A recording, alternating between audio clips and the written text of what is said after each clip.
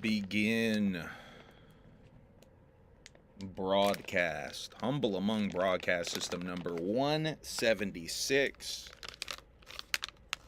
How y'all doing? I don't even have the freaking our national anthem set up. Slipping. Let me get the national anthem set up for us. Because really, that's the only way to start the show. February 13th, 2025. Welcome. Nice try.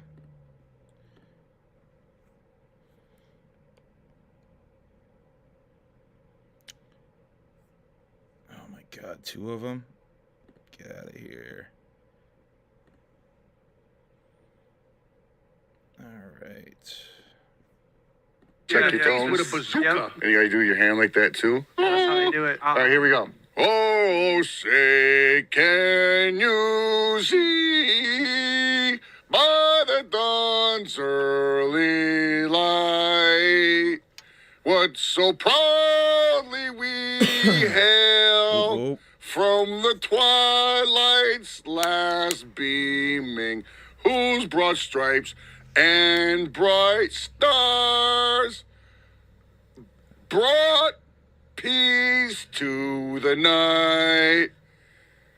Some about bombs, but fuck. Ramparts we hail, bombs bursting in air, gave proof to the night that the flag was still there. I'm doing good, ain't I? Hey, there. Yeah. Oh, say does that star-spangled banner, yeah, wave. The moderators.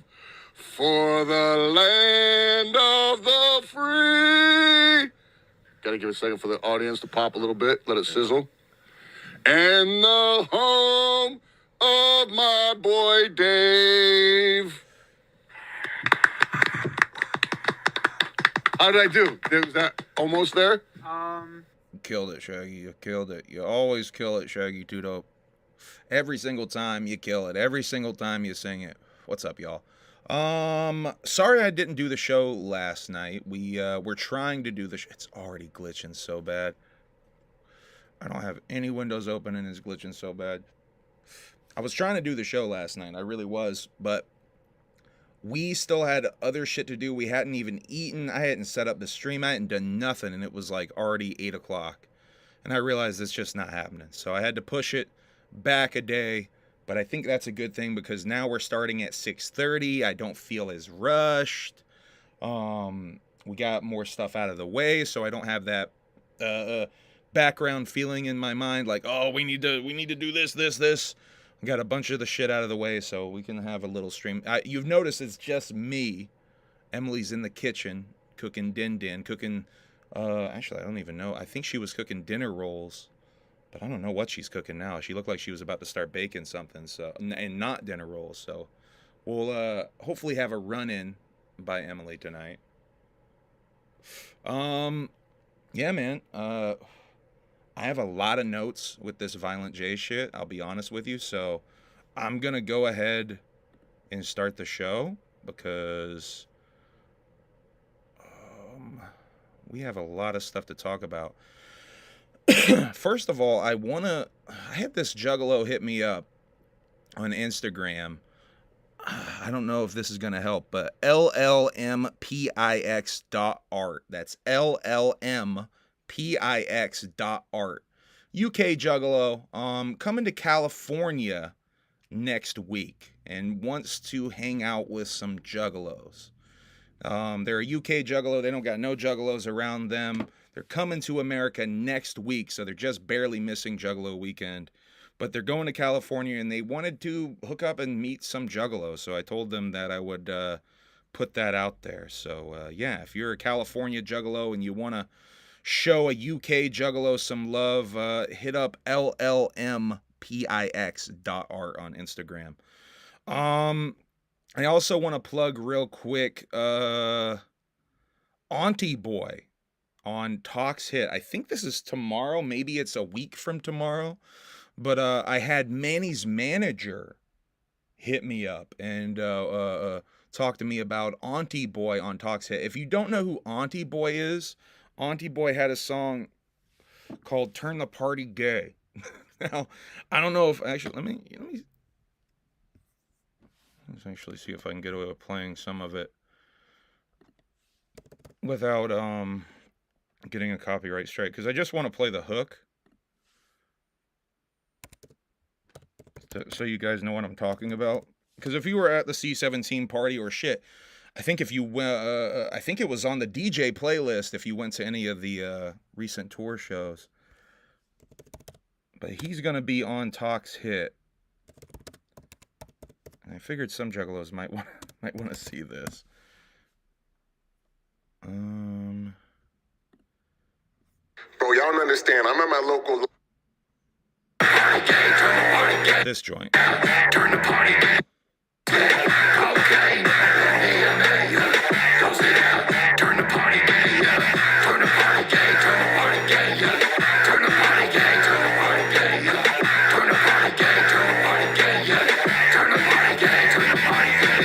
I need my drugs and. So if you were at the C17 party, I think you might recognize that song. He gonna be on Talks Hit though.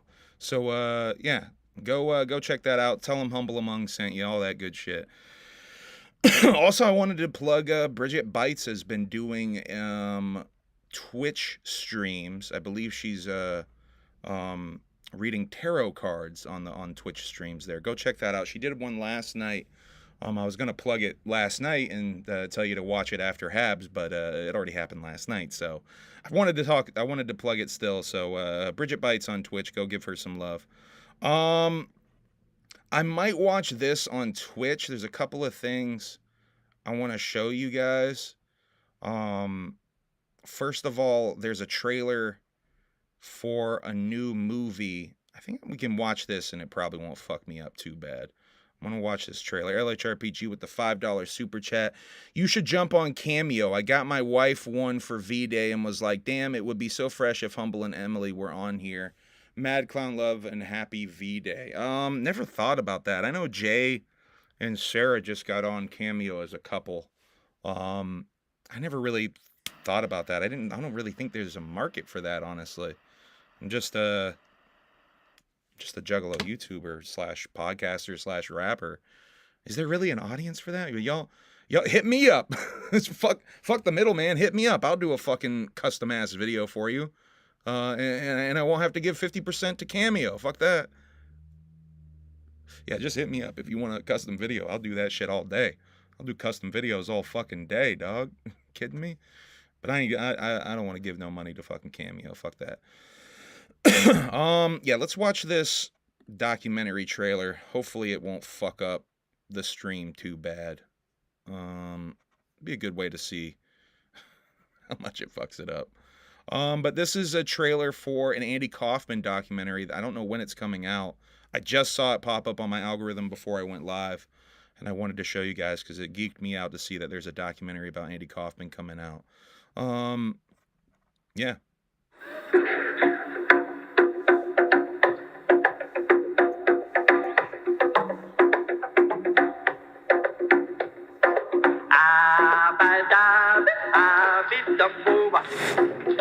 Now, if you don't know who Andy is,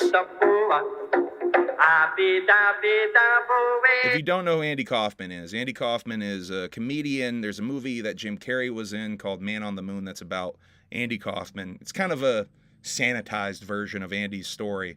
Andy is like awesome. If Andy Kaufman didn't exist, so much comedy that is weird in the mainstream. I don't know, you can shit like Eric Andre, Tim and Eric, shit, Ollie G. Any of that stuff wouldn't exist without Andy.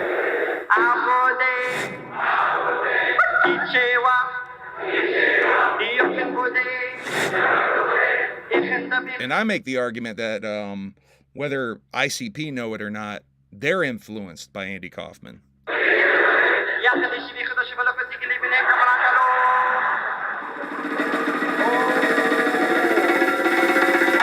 I've never told a joke in my life. What is he doing? Why is he doing it? What I'd like to do for you right now, it's called eating ice cream.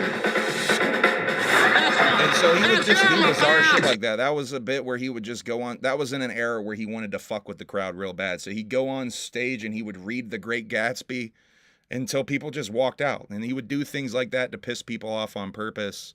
Very performance arty, almost. He almost hated his audience at times. Much torture. I like shit like with that. a razor blade. Wait, can you turn? What kind of parental damage was done to this boy? Well, I guess I'm what you call maybe a passionate man. I've always been attracted to bad boys. Get lost, baby. I beat you. Holy This is not even weird. Women's lib was exploding. He labeled himself the intergender wrestling champion of the world, and he would go at his comedy shows. He would challenge women to wrestling matches, because it was a kink for him. If you, I read more about this. This was his kink. He got his rocks off by wrestling with women. So these really angry women would be going into the wrestling ring or on stage to show him what's what, and they'd be grappling with him, and they'd realize, oh, he's aroused. And they write about how the women would get even more angry when they realized he was getting his rocks off from it. Oh, Andy, please, no, don't do it. Giving women an equal chance. a stupid little wimp. You're performing for an audience that doesn't know it's watching a show. I just thought he was misguided. He was just having fun. What? Duff. Finished? Yeah, that's the shit off the camera. He really relished taking us prisoner. Why? I didn't ask you. There's so much here I could pause and talk about. That looks like Daniel Johnson. There's so much here I could pause and talk about. You saw him bussing tables there. He had he kept a day job, apparently, bussing tables at a famous deli in Hollywood. Very strange. Milk and I think that was He brought everybody out after a show for milk and cookies. genius, actually. I don't have any money. Ladies and gentlemen, so far everything I have done for you tonight, really I am only fooling. This is really me. And everything else was just a character. He used a mirror. And people didn't like what they saw a lot of the time. I would still like to know who the real Andy is.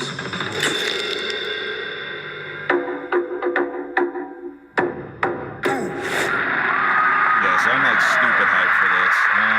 I just wanted to show that because I want more people to be into Andy Kaufman. So, yeah, do yourself a favor if you're not familiar with the dude.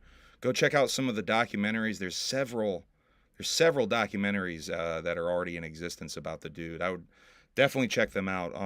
Just watch some clips of Andy Kaufman if you can find them. Sacha Baron Cohen is a student of Andy Kaufman. 100% precious Juggalos. That's so fucking true. Anti-comedy, he would intentionally anger the audience. Big facts. You can tell you're a fan too. Shouts out to precious Juggalos in the chat. But yeah, go check out Andy Kaufman. If you've never seen Man on the Moon, it is worth seeing. I would say see Man on the Moon, but then also after you see Man on the Moon, watch that documentary Jim and Andy that's on Netflix, because that's even more trippy.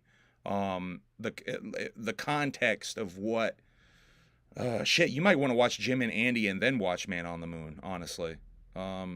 Anyway, watch both of them. Yeah, shouts out to Candy Hoffman for sure. I don't know where that motherfucker at, but he been missing for a second. All right.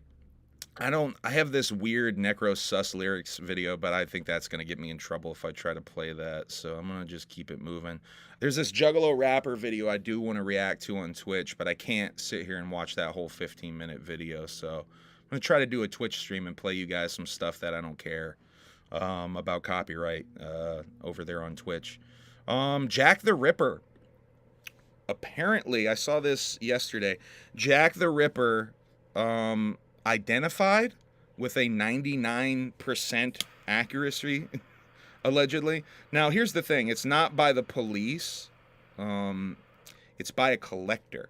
There's this guy who bought a shawl that was from one of the victims of Jack the Ripper, right? Now, this shawl was soaked in blood, and this guy bought it off of an auction site. I don't know how the fuck are you buying stuff like that off of auction sites, first of all? That's my first question. Now, he bought it and he privately went to testing it. And he's confirmed that this gentleman, Aaron, I didn't actually put it in my notes, Aaron something or the other, a barber, a schizophrenic barber, was the one, his DNA was on the shawl with the victim's DNA. So, allegedly solved Jack the Ripper after like 120 something years. I don't know. I feel like more will be coming out about that stories, but I wanted to at least touch base with that because that feels like something that I will end up revisiting a couple of times on the show here. I want to talk about the ASAP Rocky trial. I didn't really know much about this, so I did a little bit of research this past week. Apparently, Rocky got into some alleged confrontation where he maybe allegedly shot ASAP Rel. Now, there's no evidence of this. There's video footage of a guy who I guess kind of looks like Rocky, but you can't really tell who it is, with something that kind of looks like a gun. And in the video footage, you can hear something that kind of sounds like a pop that might be from a weapon. I don't know. It's a lot of maybes. So there's nothing really solid. There's no smoking gun, so to speak, in this trial. Rocky's fighting it where he could end up getting 24 years in jail if he loses this case. But it seems like to me ASAP Rel might be exaggerating. I don't know. There's, at the very least, there's not enough evidence, I don't think, to get Rocky. But I wanted to talk about that a little bit because I had been seeing stuff about it, but I knew nothing about it. So I wanted to do a little research before I talked about it. But that's the general gist of it from what I could gather. Now let's talk Kanye a little bit. Kanye asked Trump on Twitter to pardon Puff Daddy. He said that Hitler's a really good guy. He claims that he's a Nazi. He put out a swastika Yeezy shirt. Apparently he had an anti-Semitic Super Bowl commercial. I didn't even realize he had a fucking Super Bowl commercial. Just saw that the other day. And he's reaching out to Kodak Black after a clip of Kodak Black eating chicken in the street surfaced. Very bizarre clip. I'm going to play for you real quick. This is weird shit, man. I need to ask y'all a question. I asked this on Twitter. What do you think poor Kodak's on here, man? Because this is very, I don't know, very strange behavior. What do you think Kodak's on here? What's up, Steven? Steven's in the chat, please. Free advertisement. You over there recording the wrong thing. Take a seat next to him. Enjoy that food. Take a seat next to him, brother. Look at that head tilt. That head tilt's different. Hold on, cool, bro. I want to be What do you think that is? Bro, I want to join this. I want to be down here. Hold on, someone was like, meth don't make you hungry like that. For the people. He's just drunk. I know he said he was doing meth though. Oh, you want something, though? 7-4, what's going on? Sounding like, man, what the hell going on? Steven, do not do that. Fucking Steven. He got up and he kind of walked away with the quickness, like he's not that fucked up. I don't know. Maybe he's less fucked up. Maybe he's less fucked up than I thought when I first started watching that. Swills Edition said galaxy gas or scissor. I don't know about that. The way he ran away, he seems like he kind of has his wits about him. He just might be fucking weird, huh? Long-term crack or bath salts. See, I don't know why bath salts keeps coming to me with this as well.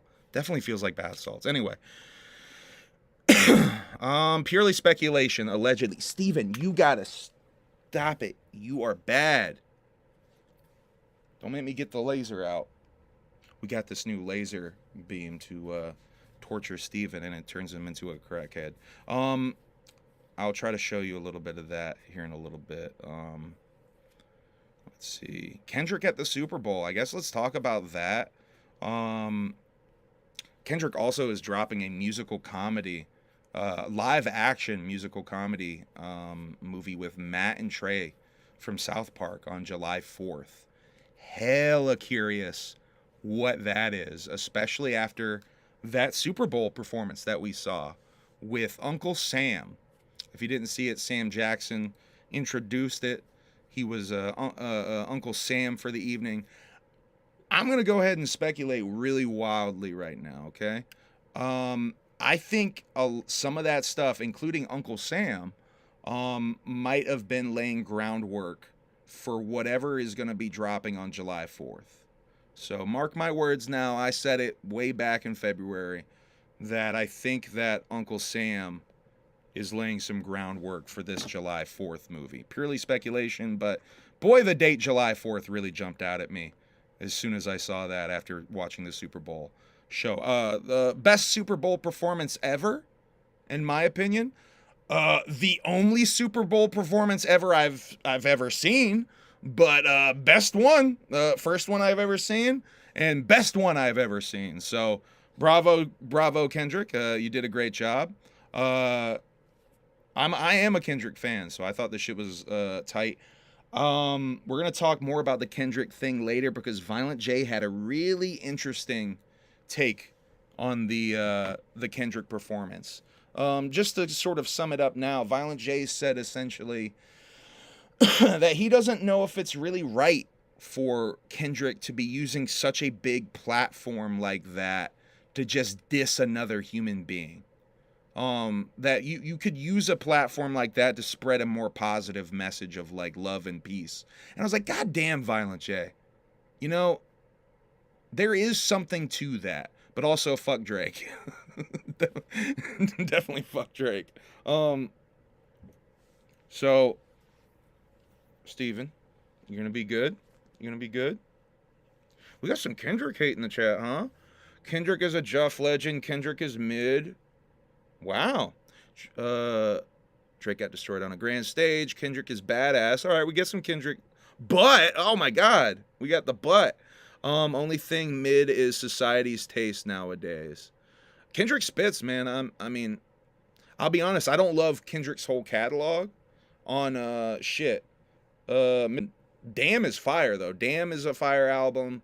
Good Kid, Mad City's a fire album. And shit, that new one. Those are the best three. I also don't like the one with the White House on the cover. I don't like that one like at all. All the jazz influence on that's trash to me. I actually hate that album. The only good track on that whole album is King Kunta. King Kunta is the only good song on that whole album. I'll stand on that. I don't give a fuck. To Pimp a Butterfly, yeah. Yeah, I don't like To Pimp a Butterfly. I hate the jazz influence on that. Fun fact about me, I hate saxophone. It literally, like, saxophone really is like nails on a chalkboard or pieces of styrofoam rubbing together for me. Hate it. Absolutely hate it. Trying to light this blunt and hold Steven is difficult. But yeah. Loved the performance, loved the choreography, loved all the motherfuckers coming out the car like it was a clown car. Yeah, man. Trying to think of other things I really liked about the performance. Love how it's getting memed, that one Hey Drake moment. Loved how he teased it. I love the couple of ways he teased it. Basically playing the opening notes of the beat and being like, motherfuckers loved it, but you know motherfuckers love to sue. That shit. Humble during Kim Dracula sax solo. Yeah, see, Taffy was there. Taffy saw in real life my reaction to the saxophone. Not Sasquatch, saxophone. I like Sasquatch. Chat? Calm down, chat. We getting the shit twisted, chat. No mono in the chat, all right? All right, chat. I love calling y'all chat. It's so dumb. It's so fucking dumb. Hey, chat. Ever since, who was it? Ouija and fucking Shaggy started pointing out how fucking dumb that shit is. I can't with that shit.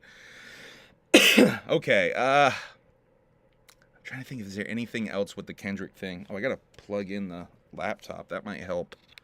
some of the glitchiness too. The meme, his fit. Let's talk about the bell bottoms. Emily immediately, that was what Emily noticed. Oh, by the way, shouts out to Twitter, man. I posted that y'all were watching football on Sunday because I was going to do a yard sale stream. I don't know if y'all remember. I was going to do a little yard sale stream where I was going to try to sell a bunch of t-shirts on Sunday, but then I realized, oh, fuck, everyone's watching football.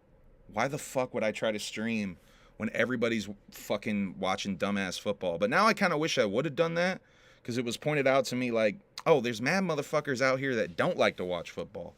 So I kind of dropped the ball. See what I did there? Kind of dropped the ball on that one, so my apologies. I probably should have just done that stream. But, fuck, where was I going with that? That was so long-winded. That just fell the fuck apart. So Kendrick at the Super Bowl. It was cool. I liked it. Kendrick musical comedy coming out with Matt and Trey July 4th. I do think that the Super Bowl performance and this July 4th movie will be connected. Lardy B got a new single called Shut the Fuck Up. Go check that out. Let's show you guys this Cheesegate Cheese House drop that's really fresh. There's a couple of really hard designs that they dropped for this. Let me change the size of that real quick so you can see everything. Shouts out to Jesse Jean.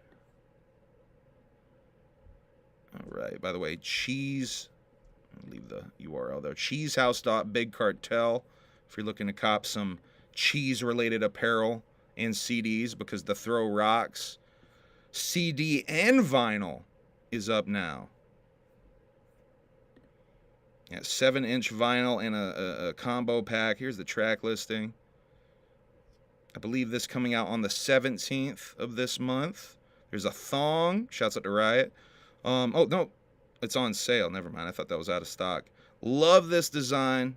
This kill shit design right here. This shit's very fresh. Love this design. This Throw Rocks design with the wraith hands and the throwing of the rocks. Shouts out to Will. Oh, by the way, it's happy birthday to Will Gates. It's Will's fucking birthday today. Happy birthday to Will Gates. Yeah, cheesehouse.bigcartel.com. Go give that a perusal. Shaggy the Airhead dropped a Carl from Aqua Teen shirt, which is really bugged out. He also dropped these. Let's see. Get rid of that. Get rid of that. Get rid of that. He also dropped a new pre-order today. A new drop.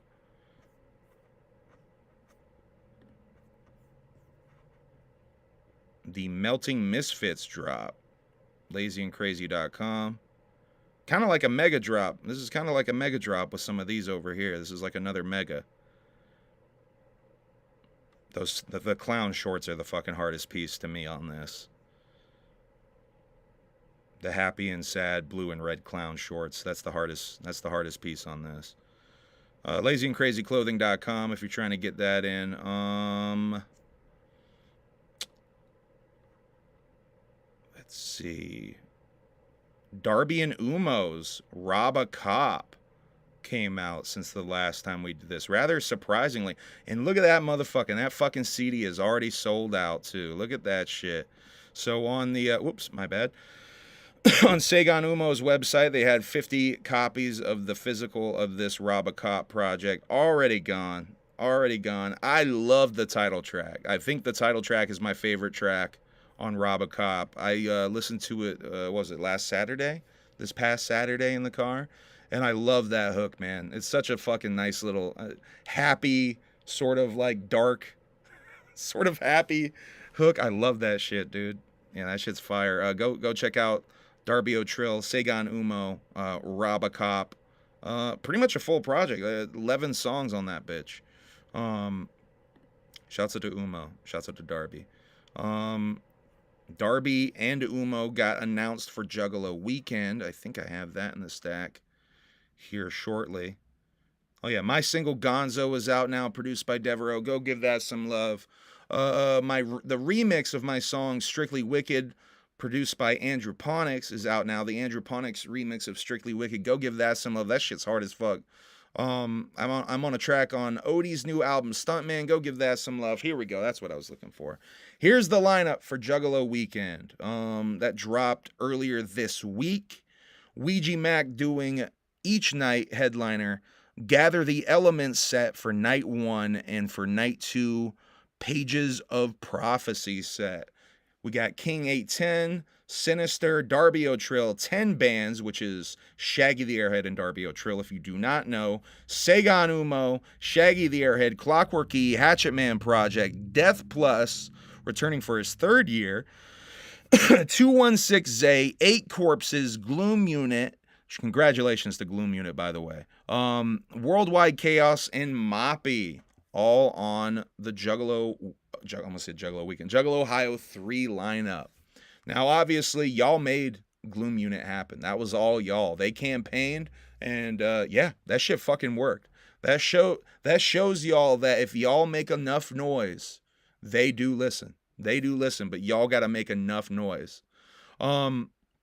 Bash said you are on Juggalo Ohio. Bash says a lot of things that is wildly inaccurate or straight up lies. So, yeah, he says a lot of things.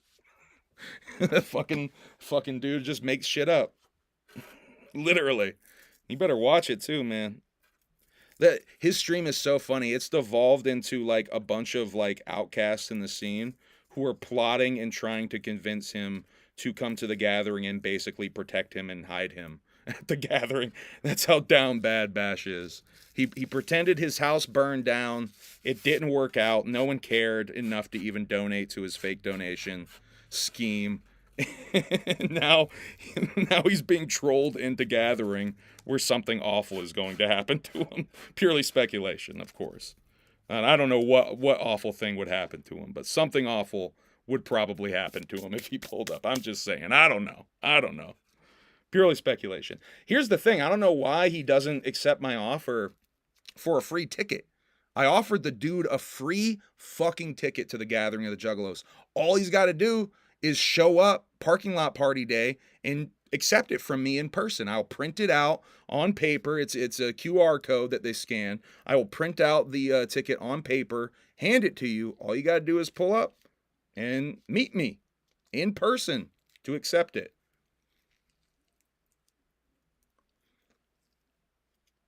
Yeah, notice no pictures. No pictures of a burnt house. Fucking whack ass shit. Y'all still be watching that shit too. Hey, I can't blame you. That shit is clickbaity as fuck. It gets me sometimes. I think, oh, what did he fucking find? No, he didn't. He made some shit up again. Every damn time. It ain't gonna be no fight. It'll just, never mind. I ain't gonna done enough incriminating myself tonight. Yeah, Bash is obsessed with me, Lotus Mike. Have you noticed? He basically just tries to do a pale imitation of what I do here. It's kind of weird, sad, and, I don't know, creepy. Dude would wear my skin if he could, you know what I mean? Where the fuck is my goddamn bunny suit, Humble Cheese? My apologies. I've sent out all the merch shit, but I haven't sent out any giveaways this week. I had to prioritize the merch that I sold this past week. So my apologies. I do have it in a box. I just got to shut the box, tape up the box, write your address on it, and then bring it to the post office. So that's my bad, Cheese. Cheese is so ready to desanctify that poor bunny costume. And Cheese, I hope you know that was supposed to be for the 7,000 giveaways. That was supposed to be for the 7,000 giveaways. Could this beef ever be patched up? Not after he said the things about me. Not after some of the lies he said about me on his platform. I don't think it can be patched up.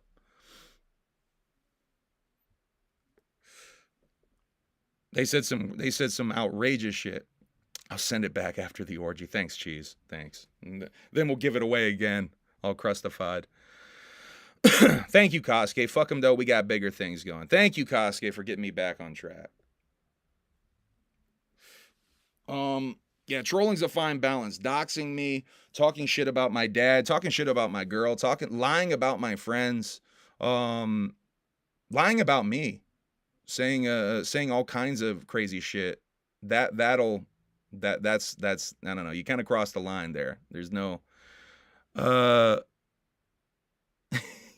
Bash went to a Twisted show. He was real quiet and weird in person. Yeah, no shit. He's a fucking weirdo, dog. You giving them energy, yo. Yeah, thank you, Cheese. Let's get back on track. Thank you, Koski and Cheese, for keeping me on track here.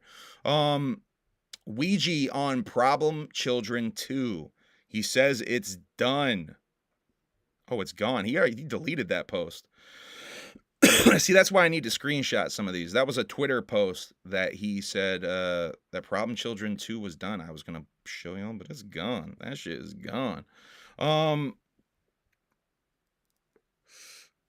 Let's see. Oh, we got a $5 super chat. Chatting with the other owner of Gas Digital this week. I'll assure him if the pod is contingent on Rob's availability means it ain't happening. Oh, shit. We're going to talk about that in a little bit. Shouts out to Hypnotized Ninja for that. Chatting with the other owner of Gas Digital this weekend. I'll assure him if the pod is contingent on Rob's availability means it ain't happening. I think it still could happen with Rob from the way Jay was talking, Hypnotized Ninja, but it would have to be after DCG Con. But then he's just going to jump right into prepping for the gathering. He's just going to be prepping for the gathering right after that. So I don't know. I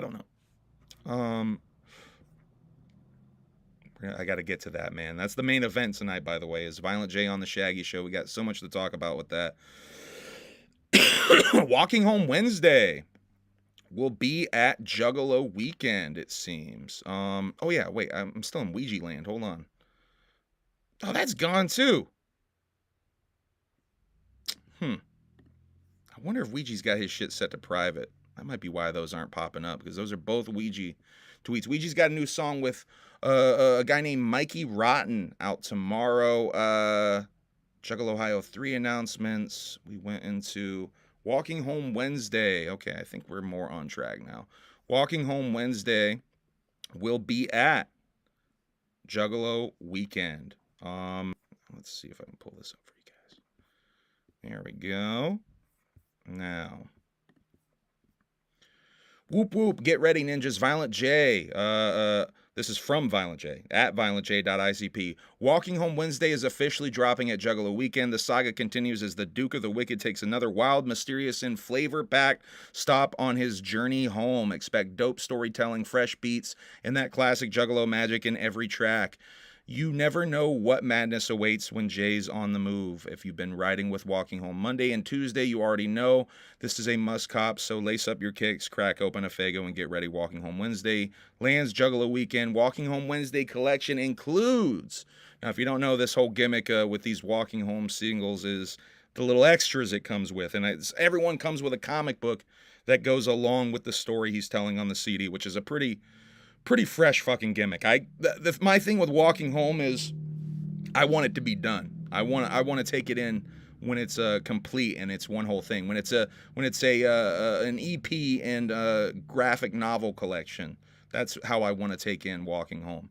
But this version comes with Walking Home Wednesday comes with limited edition CD, comic book, duffel bag, pendant, and bandana. So if you're trying to get your Walking Home single issue collection and single collection up with all the little extras, it'll be at Juggalo Weekend. Tomorrow. ICP was announced for Louder Than Life Fest as well this week. Don't know much about Louder Than Life Fest. Their announcement number 22 though, so that's cool. Let's see. Oh, is this like a nu metal fest? They mentioned them as a pioneer of nu metal here, I just saw. Pioneers of the nu metal and rap rock movement that shaped the late 90s and early 2000s. I guess that's kind of true. That's technically true, right? Take the compliment. They're pioneers of nu metal. Yeah. Hell yeah, they are. I mean, I guess they're kind of nu metal-y. I always pushed back with the rock classification with ICP. When I would go into a CD store back in the day and their shit would be in the rock section, I would be like, they don't really know their shit though. ICP are rappers first and foremost. See what Juggalo Fred just said. I like the CD stores that would keep their shit in rap. But here's what would happen. Now I'm telling you kids like an old man. This is the Grandpa Simpsons meme. Here's what would really happen a lot of the times. They'd have shit in both rap and rock. They'd have some of the weird shit in the rap section and then some of it in the rock section for some reason. Like maybe Lotus for whatever reason would be in the rock section or whatever. Or it would be like Twisted would be in the rock section and ICP would be in the rap section or vice versa. There was a lot of that going on, I remember. Man, remember CD stores? Remember buying CDs, guys? You kids back in the day, we used to buy these things called CDs. You guys know what CDs is. Come on. Malenko and Jekyll Brothers were both def new metal inspired. Yeah, you're right, Wes. It definitely started creeping in. I mean, Jekyll Brothers really is almost a new metal album, though. Yeah, I'm more on board with it now. You guys talked me into it. Chat. Remember buying tapes? Barely. I only got a couple I was like at the tail end of the tapes thing, EC. Some of my first pieces of music were tapes, though. The Ninja Turtle Coming Out of Their Shells tour. That was like my first tape ever. And then Coolio's Gangster's Paradise, which my dad found at a hotel that he was working at in one of the rooms that he was cleaning at the time. I mean, I'm still selling records, not to humble, but to a few others. Jeez, I'm broke, dog. You know how bad I want to get that fucking shirt? You know how bad I want to get that Kill Shit shirt? That shit is so fire. I'm broke, Cheese. I'm broke. I bought the Cheesegate LP because you tricked me and you told me it's the last Cheesegate thing ever. It's not, we're done. You lied. You're not sorry if you tricked us either. I know. It's a pretty good one. You motherfucker. Just guilt tripping. Did you buy Sign of the Times, Cheese House? She might have actually bought Sign of the Times and now I don't remember. All right, I'm going to shut the fuck up then. I need to support Cheese House. Cheese, I'm going to put an order in. I feel like a dickhead now. Cheese just strong-armed me. It made me feel real guilty. Fuck. All right, Cheese. I'll buy that shit. I'll buy that shit, Cheese. God damn it. Please keep the order up until after the 17th. I know you like to cut stuff off. Please try to keep it up. I need to get through Juggalo Weekend and Juggalo Day, damn it. You got a wallet? Balla? I got a wallet. Kind of weird. I mean, kinda got a wallet. Kinda just holds cards and shit. Got a money clip. It's kind of a wallet. Barely a wallet. More of a money clip and card holder. Why am I talking about my wallet? Stop asking about my wallet in the chat. God damn it. Pissing me off, chat. Brand new store is dropping on Juggalo Day 2. This is another reason I need to wait until after the 17th. Right here. This new fucking merch store that's dropping on the 17th. Now, here's my fantasy, all right? Here's my fantasy. Here's what I'm hoping with this new merch store. I know a lot of people are a little bit like, because some of the designs on the actual website, do I have the website itself? Oh, they're giving away a $100 gift card, by the way, if you go to the actual website. Let me pull up that actual website.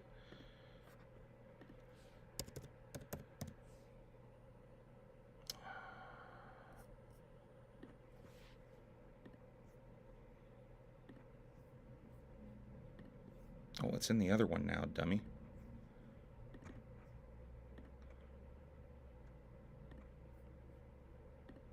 All right, here's the actual website. Now, you see a lot of these designs look very Hot Topic-y. Yeah, a lot of them look like throwback Hot Topic-y designs. Some of them are like fake distressed looking, which has me a little concerned that they're doing some of that like fake distress shit. But if you go here, you would be... I already entered my email, so it didn't pop up for me. But you should be greeted with a pop-up where you can put your email in. And apparently that enters you into a contest to win a $100 gift card. So if you want to provide an email and some data to shop.insaneclownposse.com, you may or may not win a $100 gift card, and you can buy some of these clothing items. Now, my thing, I see like skateboard decks and like jackets and stuff like that on this website, like image here, right? Like, see there's like a jacket in the corner here. There's like that jacket, and then there's like a puffy jacket. Now, here's my hope. I want ICP joggers or sweatpants, or like a sweatsuit even. That's the kind of shit that I'm hoping they come out with, because I see shit like the winter coat, and I can't help but hoping some sort of like full tracksuit comes out. Russian tracksuits, exactly. Adidas tracksuits, but Insane Clown Posse themed, with the nice like Joker card embroidery right on the titty. You know what I mean? Maybe do some printing down the leg style, you know? Like these fucking joggers I'm wearing right here. These, I fucking got a bunch of weed on me. Looked like I pissed myself or something. Came all over my pants or something. But yeah, something like with the print down the leg or something like that. You know, that's what I'm thinking. I think that would be fresh as fuck. That's my hope. That's my ultimate hope. If they have some joggers on there, I'm fucked on the 17th.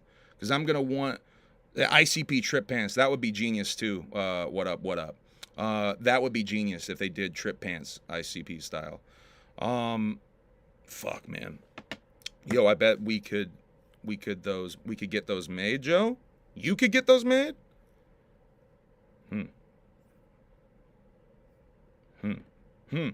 Anyway, I'm real curious what's going to be on this merch store. Now, there's a bunch of JCW shows. I think Jay must be pulling back the reins on some of these JCW collab shows, because he said on a wrestling podcast that all you got to do is hire a couple of JCW wrestlers and he'll do the shit for free. Here's one in ASW on April 15th. Where even is this? West Virginia, Williamson, West Virginia. Here's an April 15th. ASW goes insane. And it looks like they got Kerry Morton and Ricky Morton, Violent J. I'm trying to see where other JCW. Danny Moe, there's another. There's the Backseat Boys. So those are the JCW wrestlers that they hired for the event to get Violent J to come out. I think this might have even been a guy who was in the chat on one of his recent appearances, trying to get him to come out. Let's talk about Juggalo Weekend a little bit here. Actually, no, I need to do this JCW stuff, right? Because there's other JCW stuff I got to talk about. Also, March 6th, 7th, and 8th, there's a little 3-show JCW run that they're doing. Las Vegas, Tucson, and Albuquerque, with Ouija Mac and Violent J doing performances as well with the wrestling. So that's March 6th, 7th, and 8th, Vegas, Tucson, Albuquerque. There's a Carney Cookout, like pre-game, like like pre-party, mini gathering, tailgate party. That's the term. Tailgate party and mini gathering going on in Albuquerque on March 8th, starting at 5 p.m. in the Sunshine Theater parking lot. I have to imagine that's the Sunshine Theater in Albuquerque. That's the name of the venue. Also, I want to bring up, I saw this in Ouija's Insta post earlier today. I don't know much about this show, but Ouija's doing another show on March 9th after this little West Coast run. So Ouija's going to do a 4th show, the Southwest Seance in Gallup, New Mexico at the Juggernaut. I know Ouija likes performing in Gallup. He always mentions how much he likes Gallup whenever he's doing like promo for the tour he's about to go on. So there's a 4th bonus Ouija Mac show for y'all in Gallup. All right, Juggalo Weekend. We got JCW Lunacy both nights, and they announced they're doing the pay-per-view for the concert portion of this show. Now, I don't know if they're live streaming yeah, it says taping. So they're filming JCW Lunacy, so that portion will not be streaming, but the music portion will be streaming on Vimeo, of all places. There's not many details about what's going on with the Vimeo thing. I don't have a link or anything to show you. I don't have a price point or anything to show you with that. But we'll be streaming on Vimeo. I thought the last couple pay-per-views they did were really fresh. So I'll be in the actual building for Juggalo Weekend. So if you see us out there, make sure you say hello. I'm going to be doing some interviews. I'm going to be filming a little bit. I got some questions I got to get. I'm on a little bit of a mission, I'll say, without saying too much. I'm on a bit of a mission to get some certain questions filmed. So if you see me and you want to be interviewed, make sure you say hello, because I'll stop and I'll interview. We got like 4 questions, right? Yeah, there's 4 questions I'm asking people. And I'm just going to be filming stuff and, doing my little vlog thing that I be doing. So y'all can see some behind the scenes stuff of the show for those that don't make it out type beat. Even though it'll be on pay-per-view for those who want to see the actual performance. The stuff I capture isn't always necessarily the performances anyway. Hopefully I'll get some really fresh interviews with you guys. Maybe some pro wrestlers. Maybe I'll get some fucking JCW wrestlers interviewed. That would be dope as fuck. Shouts out to the Backseat Boys. Hopefully at the very least they get the Backseat Boys interviewed. I'm going to tell Zach the Terror to hit you up. Okay. I know Zach the Terror. I think he's doing the after shows, right? The after parties. The openers after the show, as I like to call it. The continued openers. Hey, speaking of the Backseat Boys, there they are. Whoop whoop. Fuck yes, you will. Man, the Backseat Boys are so dope. Those guys do nothing but show love to me. I really appreciate the Backseat Boys, man. You guys are the shit, man. Big whoop whoops to the Backseat Boys. Tag team, JCW tag team champions, the Backseat Boys, mind you. I want to talk some stuff about Juggalo Weekend, though. I did a live stream on Instagram the other night with JP of the Backseat Boys, and I actually brought this up on there. Now, there seems to be a policy at the Palladium, which is the venue that Juggalo Weekend is going down in Woosta, the Palladium. There seems to be a standing policy at the Palladium that there's no re-entry. And it's rather infamous how strict they are with their no re-entry policy. And on the website, it does say very, very clearly that they don't do re-entry. Now, here's the thing. Juggalo Weekend is, like I was saying, Juggalo Weekend is kind of like 3 events, because really you got the wrestling portion of the Palladium show, you got the concert portion of the Palladium show, and then you have everything going on at DCG Con, which is a whole ass convention going on down the road. Now, my concern, shouts out to Jess Jekyll. I know she's been doing a lot of work trying to see if she can get some changes done with this, or at least get the idea in some people's brains that this could cause a problem for some juggalos who might be spending a lot of money and traveling a long way to come and see the DCG Con and the concert. Because I imagine a situation where someone may be coming, say, from DCG Con to catch the wrestling early. Maybe they want to catch some of the wrestling, and then their plan is, I'll catch some of the wrestling and then I'll go back to DCG Con because we want to catch this event that happens at this time. So I'm going to miss some of the openers, but then come back for ICP. If they don't allow re-entry, though, that theoretical group of people comes back from DCG Con. They go into the show not knowing there's no re-entry to see JCW, and then they're told there's no re-entry on the way out. So then they're stuck there, and they can't go back to the thing that they wanted to do at DCG Con, which I can imagine that could be that could be some problems for some people. So I wanted to talk about that a little bit on here. Hopefully that they can lighten up a little bit with that. I mean, I don't know why they're so strict on that shit there anyway, but hopefully they can lighten up. It will be cold as fuck this weekend. For y'all that are not used to the cold weather, it will be cold, and Woosta is a rather windy city. There's a wind advisory right now, say, in Worcester. If you're traveling out there right now, it's 22 degrees in Worcester right now, and there is a wind advisory. And get rid of this dumb little thing. There is going to be snow. Oh my God, with the ads, weather.com. There is going to be snow on Saturday. So Saturday night, I think starting around midnight from the look of things. So Saturday night into Sunday morning, there is going to be some snow. If you see Sunday, it says wintry mix. So it is going into Sunday, and the precipitation is 99% on Sunday. So it will be, 99% also Saturday night. So it will be snowing / raining, sleeting, what have you, in Woosta Saturday night. So just be prepared for that. We got baby. We got a baby running. You gonna sneeze? Oh, what a tease. Fuck! A sneeze tease. Fuck! She went to go sneeze and it got taken away from her. You want to say hello and not have your titties pop out on the stream? So upset. God, that sucks. Oh. How rude. Sorry. How rude. She here. For a minute. I got shortbread resting in the fridge, and then I got the rolls doing their second rise right now. What was your takeaway from the Kendrick Super Bowl performance? What was the first thing you noticed? Bell bottoms. Bell bottoms, baby. Them motherfucking Fashion Nova jeans was so damn cute. That was the very first thing that you noticed. I didn't even notice he was wearing bell bottoms at first, but she was obsessed with the bell bottoms. Listen. Boot cut. You got the boot cut.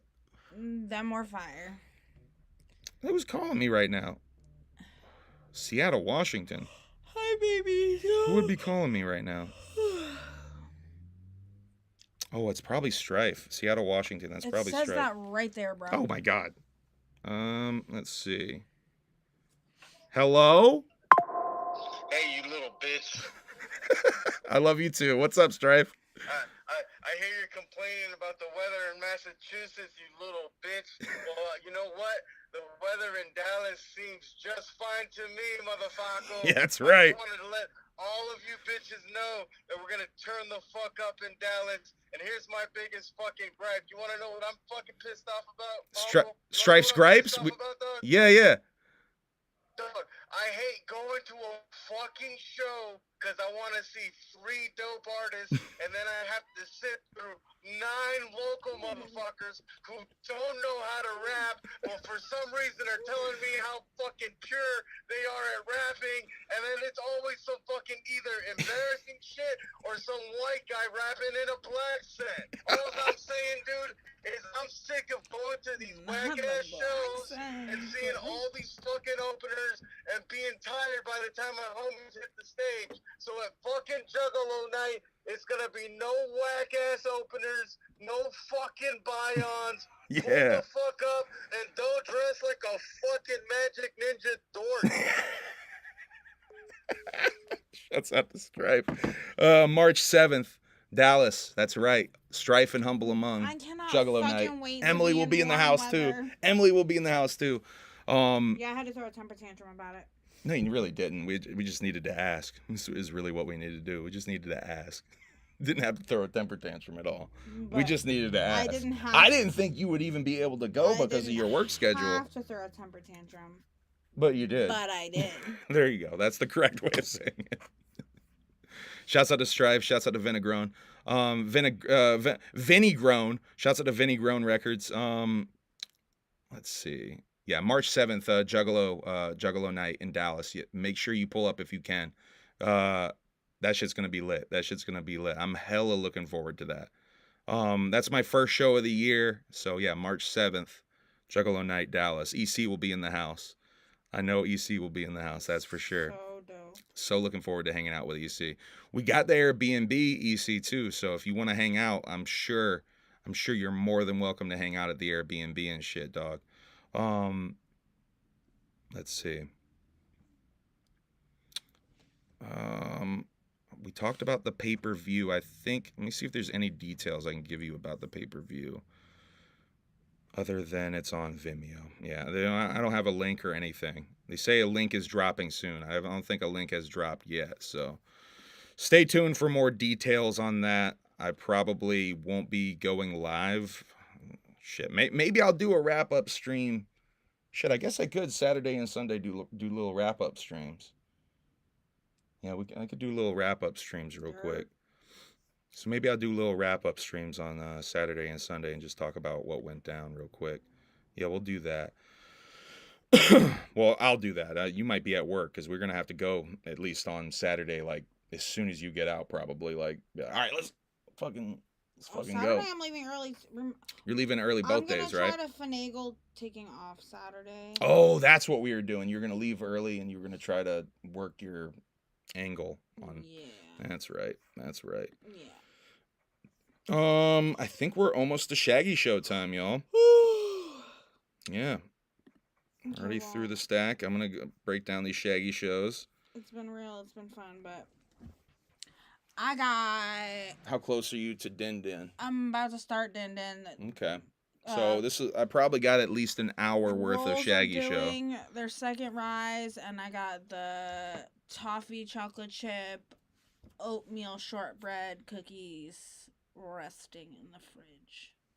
Say that all again, those cookies? Toffee chocolate chip, oatmeal shortbread. What the fuck? She's trying to kill me. You're welcome. 10 pieces in the chat. Shouts out to Wicked Widget Productions. Fruity Pebble Cake is almost gone already. Yeah. Fruity Pebble Cake was pretty good. It's sweet, though. I have to be honest. Yeah. It's really sweet. Damien ate that shit so fucking quick as soon as I handed it to him, which you're not supposed to eat behind the counter. So let me just tell you what I got. You got a complaint? Oh, you got the picture? It's him just not. Don't show it to the people. No, I'm not. It's really funny, but don't. Poor Damien don't need that. No. That's really funny though. Saucy nuggets, saucy nugs. Thoughts? No, I get. She gets no sauce. A 10-piece no sauce. Yeah. So the thought of putting sauce all over all of the nuggets sounds fucking horrific. Probably the closest she gets to a saucy nugget would be like a wing or a boneless wing, and you don't even like boneless wings. Boneless? Okay, first of all, that's basically a saucy nugget anyway. Let me just fucking say one thing. Y'all don't want boneless wings. That's not a thing. You want buffalo flavored chicken nuggets. Boneless wings is not eating wings. And if you think that you sitting there eating some fucking wings, those are basically just saucy nuggets. Boneless. You a bitch. You a bitch. And with that, I'm out. Real strong. Preston's meowing at her, if you can hear that. What? Yeah. Are you okay? If you hear that, that's him just looking up and mewing. What? I love you too, little guy. Oh no. What? Taffy said Whoop dropped a saucy nug between the seat of the car and the center console, and I had to dig it out. Not the black hole. Not the black hole saucy nug. I'm a bone-in kind of guy. Yeah, if I'm having wings, you definitely got to do the bone-in wing. I mean, I'm just. Do you like flats or the big fat boys? You guys like flats or the? Flat, bro. Yeah, I think everyone likes flats. Anybody who's like, I like the little baby chicken leg. Yeah, the chicken. What is that? Chicken calf? What is that? What is that thing? It's bullshit. Is what it is. Flats only. Yeah. See, I think everyone's like a flats. Oh, Backseat Boys are thighs over flats. If I'm eating a damn chicken wing with you, and you put that damn bone down. Drums. That's what they're called. Drumsticks. Thank you, Soda Guzzler. And that's Sarah. That's Sarah? Really? Shouts out to Sarah. Hey, girl. I need to get the chart out again. That's my sister. Hi, Soda Guzzler. Hey, what's up, Sarah? Being sneaky. That's my sister. We see you. We see you, Sarah. Oh, she's cute. She has a bird. She's also a nerd. Shouts out to Sarah's My Little Pony goon jar. Yeah, shout out to my brony sister. Shouts out to the My Little Pony goon jar. But also, if I'm eating chicken wings with you and you leave chicken on the damn bone, you just need to go ahead and put a tutu on and eat some boneless nuggets or boneless wings. Right, Preston? Tell them. They all bitches. Hey, peace out, Cyrus. Whoop, whoop. Shouts out to Cyrus. We got a joint coming, me and Cyrus. She said 2 birds, very nerdy. Going here forever. She loves you, Sarah. She said from the other room. Gooner forever, she said. Oh, man. If y'all could only see that, I don't know, what do you call it? An art piece, I guess, that she put together. You know, on some real shit, when Sarah was in her little brony slime-making phase or whatever. Slime-making phase. Soda Love you too, Sarah. out here. I would get home from work and I would be like, why does it smell like every one of my lotions, perfumes, shampoos, and conditioners? Sarah's out here trying to get the consistency right. Like she... It's art. Hey, I agree. It is art. She was like, Emily, I'm so fascinated with skincare, and I want to know, like, the nerdiness depth of these hair products. I would be like, let's go. But she's making goon jars and slime. Making goon jars. Yo, shouts out. Yo, hit up Soda Guzzler if you want your own goon jar. I might change the name of this episode to Goon Jar. I might have to do that. Shouts out to me changing the names of episodes. Oh, by the way, Humble Among Broadcast System, shit, 174, I think it was gone for a little while. I don't know if you guys noticed. I didn't even notice for like 2 days. It was gone for a little while because copyright. Got hit with that dirty copyright. That one of those Jake Barber videos that we were watching, I got hit with a copyright for that, and they took it down globally. But you know what? I disputed it, and I won again. So I got to start disputing these for sure, because I've been winning them when I dispute them, because it's bullshit that I get hit with the copyright when I am commentating, and definitely it's fair use when I'm adding as much commentary as I am. When motherfuckers just be reacting and not saying shit, just having their dumbass face on the screen, not saying shit, I actually be adding commentary. So I'm winning those disputes when I'm making them. All right, let's get into the Shaggy Show stuff. We got to go back in time all the way to February 6th, which is what? That was last Thursday. That was a week ago. And this was when Violent J, another episode where Violent J was supposed to be on. This is a weird one, though, because this is the one where they really were saying he's gonna be on. But it seemed like, it basically seemed like Shaggy didn't reach out to Violent J to remind him, as we will see in this show as it goes on.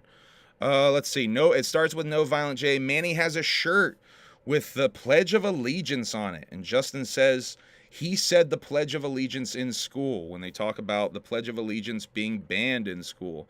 I think what they got confused is wasn't there the line under God that got changed? They didn't stop saying the Pledge of Allegiance. I think they just changed the under God part, right? Yes, we opened your Valentine last stream, Michelle. I think I still have it right here. No, I have the envelope right here. Thank you for that, Michelle. Yeah, that was last HABS. We did that. Thank you, Michelle. Michelle, you've probably sent in more actual correspondence, just of anyone to the PO box. So shouts out to Michelle. Longtime supporter over here at the Humble Among Broadcast System. Let's see. Yeah, Pledge of Allegiance talk. Shaggy is in a weird mood. Shaggy went to the dentist earlier today, and he got all gassed up. Shaggy gets gassed up every time he goes to the dentist, and he starts to have delusions that he's the Fonz and that everybody in the office thinks he's the coolest man alive. If you haven't been watching the Shaggy Show, that's the narrative that has been built. They eat a Hormel gathering tray of snacks that is about to expire, so they have to eat it on the stream before it expires. It was a snow day, so the kids are home, or were home all day. Manny said that the Dukes of Hazzard used the rebel flag. Someone in the, I think someone super chatted to get this conversation started about the rebel flag. Someone asked if Shaggy would say fuck the rebel flag as a reminder or something. I don't know, some shit like that. Manny said the Dukes and Hazzard used a rebel flag back in the day. Shaggy says that he used to wrestle shirtless with his friend while watching Dukes and Hazzard as a kid. And then he gets a little bit defensive when someone says this is a little sus in the chat. Dukes of Hazzard. Was I saying and Hazard? From the kitchen, I heard Dukes and Hazzard, and I was like, nah, there's no. Nah, was I saying Dukes and Hazzard chat? Chat? And then I heard it like 3 more times, and I was like, I might have actually. I gotta fucking go out there and fucking confirm. No, it's always fuck the rebel flag, for real. No, it's always fuck the rebel flag, for sure. Fuck biggest. Baby, will you get me a drink? What kind of drink? One of those Celsiuses. An orange one. I might get you an orange one. Thank you. I might get you one I think you might like better. Okay. There's almost all orange ones in there, so take that. Almost all of them are orange. Now I can't take the suspense of which one she's gonna get. Which one she gonna get? Which one she gonna get? The most disgusting one that could Did you really? Watermelon? No. This is so nasty. Is it the one I had earlier? So oh, I already had this one. Yeah. So gross. Sparkling Mandarin Marshmallow. You Fantasy would think vibe. that's, like, all the Fantasy way up my vibe. alley. That is all the way up my alley. But that tastes like trash. Tell him, Preston. Seriously. You ain't getting no more wet food. Humble, you look high as fuck. Yeah, I had smoked like 1.5 blunts so far on the stream, dog. And I am tired. It has been a long day. I skipped work because I had to fucking snow blow today. And, yeah, it's like fucking, it was snowing in the morning and then it like turned into like rain and slush and shit. It's a mess out there. It's a mess out there. Literally had to stay home from work just to really get my driveway done.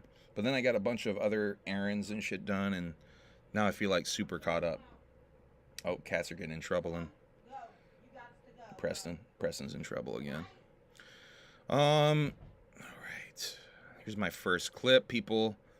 16 minutes into the show before it gets addressed. Enjoy the fuck out of it. There was one. The elephant in the room of where Violent J is. And Shaggy acts like people weren't asking. Yeah. Dub J. You probably got fucking little fucking dubs for your ass. For his knobs. Yeah. For your titties. I don't know. Kitty Fest ladies, if many in the chat are asking where Jay is, I've been looking in the chat and I haven't really seen many people say that. I mean, obviously he's not here. Yeah, he's not under the table. Where he's at? Probably at his crib chilling. No, I told him the other day, I was like, hey man, just call me when you want to come on and we'll make it happen. It's no problem. So I don't know if he had other plans today, but he didn't call me. So, you know, I was like, okay. So let's hope Tuesday. But I'll well, there's no way of knowing. So, but it'll happen whenever. Who knows? We leave each other hanging all the time. Like, fuck, I don't know how many times, like, fucking something's about to go down. Like, 10 minutes before, like, I leave, I'm just like, hey, man, I can't make it. You know what I'm saying? So they leave each other hanging all the time. Now, I think that's to do with their whole recording stuff because they've definitely been trying to record every day. We'll get to that a little bit with the Violent J episode. By the way, after the Violent J clips that I played tonight, I don't want anyone in the comments to tell me that they're not working on the 6 Jokers card, okay? We're done saying it on some speculation shit. They've straight up talked about it on the show, what they're working on, all right? So let's stop with the Shaggy's doing a solo album nonsense. They're working on the 6 Jokers card. Let's be real. That's what's happening now. If you haven't watched the last 3 purely speculation videos I've done, go catch up. Go catch up on that shit. It's 100% what they're doing. And here's a clip that illustrates that perfectly, even further before we even get there.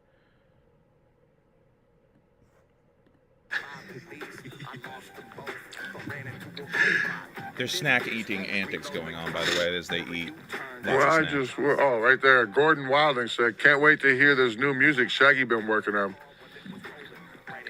Ain't just me, motherfucker.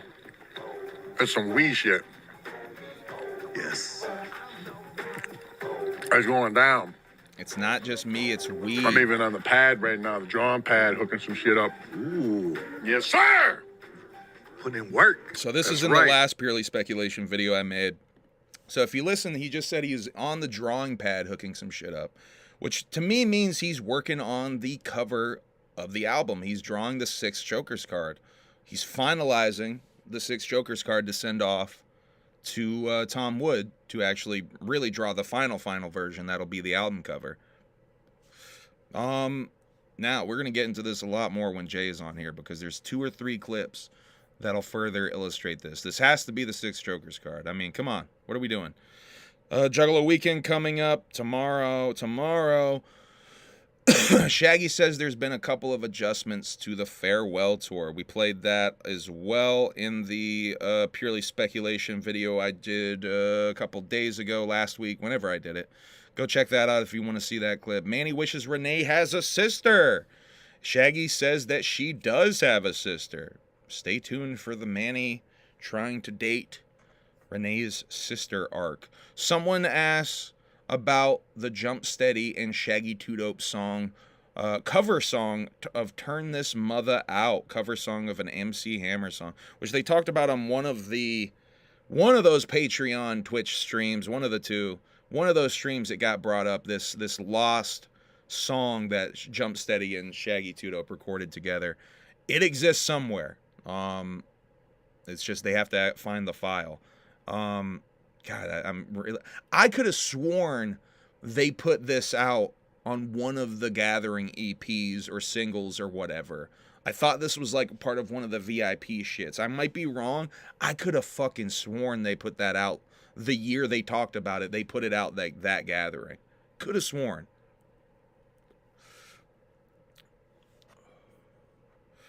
That's incestuous. Manny and Shaggy ain't related.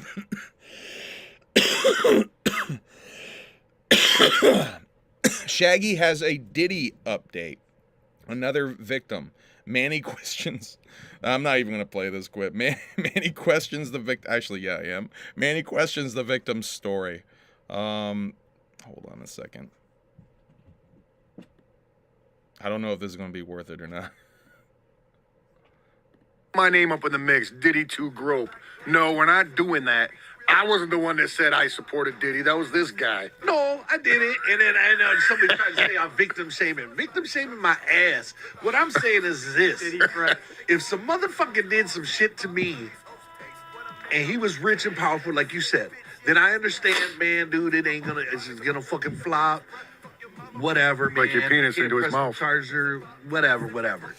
But wait, are they really blood when family? I seen his fucking Are we talking like Juggalos, like we're all family? And she had enough. Because if we're talking like we're Juggalos, we're all family, and there's a lot of incestuous motherfuckers out in the scene. Let's be real. To write a fucking book. Yeah.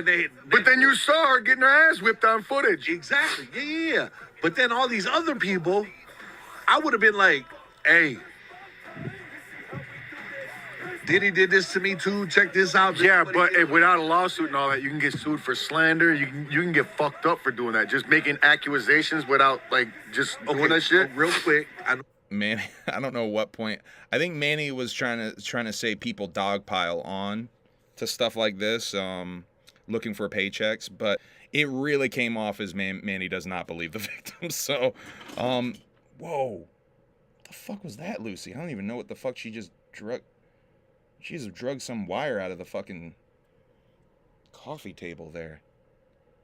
I don't know what the fuck. Lucy just did something really weird. I don't know. I'm going to do a little bit of cat cam at the end of the show, too. To DJ Florida. You made a really in bad taste joke on one of the recent Shaggy shows. I recognize that name because of that. Shouts out to DJ Florida and his bad taste jokes. I can't remember what it was, but it was in my notes last time. What's up, DJ Florida? Thank you for joining us. Yeah, Manny went in, I think, too deep really. Anyway, let's move on from Manny. I know the point he was trying to make. He just didn't make it in a very good way. Here's another one. Here's a good Manny moment. He already went over that one. He says, like, you guys have had a lot of lawsuits. Hold on, let me see if I can get that again for you guys. Real quick, I know you guys have dealt with a lot of lawsuits. Not those kind. Not that kind. I've never dealt with no shit like that. Past that, I need to make sure we get that one. Okay. They talk about Dirty Dan Diamond sexual harassment lawsuit situation, and Shaggy possibly breaks an NDA. Now this came up on Reddit recently, this whole lawsuit. So this is some insight into I just looked up, I saw Andy Purcell. Remember Dirty Dan Diamond sexual harassment charges when he worked at Psychopathic? I do. A lot of people at Psychopathic got slapped with the sexual harassment shit. I didn't. But there was so much fuckery involved in that with the chick. You know what I'm saying? It wasn't just like, I got sexual, no. You know what I'm saying? It was so much fuckery behind it. And I don't give a fuck, whatever, if I'm not supposed to talk about it or not. I'll still talk about it.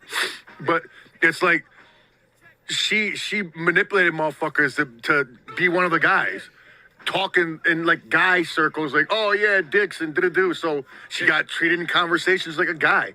Nobody fucking groped her. Nobody was like, oh, nothing like that. Yeah. She just got spoken to like dudes talk to each other when there's no broads around. Just like broads talk to each other. Like, I'd fuck that bitch, you know what I'm saying? Chicks being this. But she put it on. She put it on like she was down for that. She would talk about the same shit. Yeah. You know what I'm saying? But then when she... Which I feel like they've talked about this situation before. Once again, I think on one of the Patreon, Twitch gimmicks. Oh. You know what I'm saying? And then, you know, she's just like, yeah, you're not just going to fire me, motherfuckers. I'm taking all yous down. You know what I'm saying? Exactly. But yeah, so yeah. You know, and the reason why she got fired, it wasn't because of none of that. She got fired because she was paid to be a publicist and she was trying to be Psychopathic's lawyer. And that's not what we hired her for. You know what I'm saying? Those two different yeah, exactly. That's two way different fields. It couldn't be fucking... She was trying to be Psychopathic's lawyer, and that's not what we hired her for. I don't know what that means. But it seems like they fired her, and then she, you know, because they all had, like, joked around and made these jokes, she was able to level a sexual harassment lawsuit against them, technically. And it looks like Dirty Dan Diamond, which, by the way, the name Dirty Dan Diamond doesn't do you any favors. Dirty Dan Diamond's the one who took the fall for it, it looks like, to me. Purely speculation type beat, of course. Story about everyone getting Dark Lotus tattoos after an ICP show. I don't think there was much there. I have a timestamp for it, but if I have a timestamp for it, I'm going to check it out real quick. So I don't remember it being much of anything, but... Says, sup, Shags? Back in the day, there was a rumor at my school that after the Wicked Clowns from Outer Space tour at Bogart's, everybody went down the street and got the Dark Lotus tattoo. Is that true? Shout out to Lil Squirrel. Hey. That's partially true. And I guess it was that tour. But yeah, there was a tattoo place right down the street from Bogart's, and we didn't go after the show. I think we actually went earlier in that day. And a bunch of us got our Dark Lotus tattoos. But yes, that was in Cincinnati at Bogart's. And yeah, so I mean, there's a hype train. The facts are a little bit not true, but it's true. Yes, indeedy. Yeah, yes, indeedy. Interesting piece I of wrote lore, graffiti. I feel like, actually. I'm glad I played that, because that is an interesting little piece of lore for y'all that were wondering about their Dark... Because they all got that Dark Lotus on their each hand, the Dark and then the Lotus. They all got that. Let's see. Walking Home Wednesday will be at Juggalo Weekend. 52. Someone compliments Deck the Jaw. Oh yeah, this is another clip from the video I made here. I'll play this for you guys again too, seeing as we're playing all this stuff. 52:30. Oop. Oh, come on. Close enough. Just announced that today. Very nice. He could have came on here and plugged it. This is true. These are delicious. Buzz Dash, been a minute. That Deck the Jaws track had the old school wild clown sound, hoping to get some more of the Wicked Wild Clowns in the next album, the old Nobody Is Safe style. Oh, yeah. Dude, I'm just saying, that next one coming out is not some shit. I think everybody's going to enjoy the fuck out of it. Okay. Caught up. Now. All right, so hinting that it's Mikey Clark producing it. Other one's on some shit. Kosuke said, when you headed out for Juggalo Weekend, might have to call out Loki. Call out to work. We're trying to head out by... the wrestling starts at 6:30, so we're trying to pull up around 4:35 at the latest. So that means we got to leave here at like 2:30, 3. So we're gonna try to leave here at 2:30 or 3 tomorrow, Kosuke, if you're trying to roll with us. I think we're gonna get balcony seats to save money too, Kosuke, because if the balcony seats are still available, those shits are only $75. So I think that's the move. I think that's what I'm gonna have to do, is do the balcony seats, because it's like half price. I'll be honest with you, that's half price. That's gonna save me a lot of money, and I can still be in the building and enjoying the show and not feel like I'm missing out on this damn show, because I really did not want to miss out on this show. Money's a little bit tight right now. I ain't gonna front, but I did not want to miss out on this show. First ICP show I ever went to was at this venue, was at the Palladium. This is me going back to the place. And I think the last time they played the Palladium was that show. I think that ICP show that I went to 5-6 years ago, I think that was the last time they played the Palladium. I could be wrong. I think maybe they did like a horror tour or something perhaps after that, and or didn't they play like a horror festival actually? Yeah, they might have played the horror festival that was at the Palladium. That's what I'm thinking. But one of the last times they played the Palladium, that was my first ever ICP show, when they were on tour with Ouija and what's the name of that band? The singer that fucking dated Paige from WWE. Fuck. Oh, Jesus. We always talk about them. We always make fun of them. I can't remember the name of them. But that was my first ever ICP show. And, yeah, I'm really looking forward to going back there. And it feels like a full circle. It's going to be like a really full circle moment. My first show was the Wonka tour for me, DJ ESP said. Yeah, man, I never got to go back in the day when I was a fan. I had to, like, wait. I had to wait until I was an old-ass man and shit. First time I seen the Clowns was Bizarre Tour.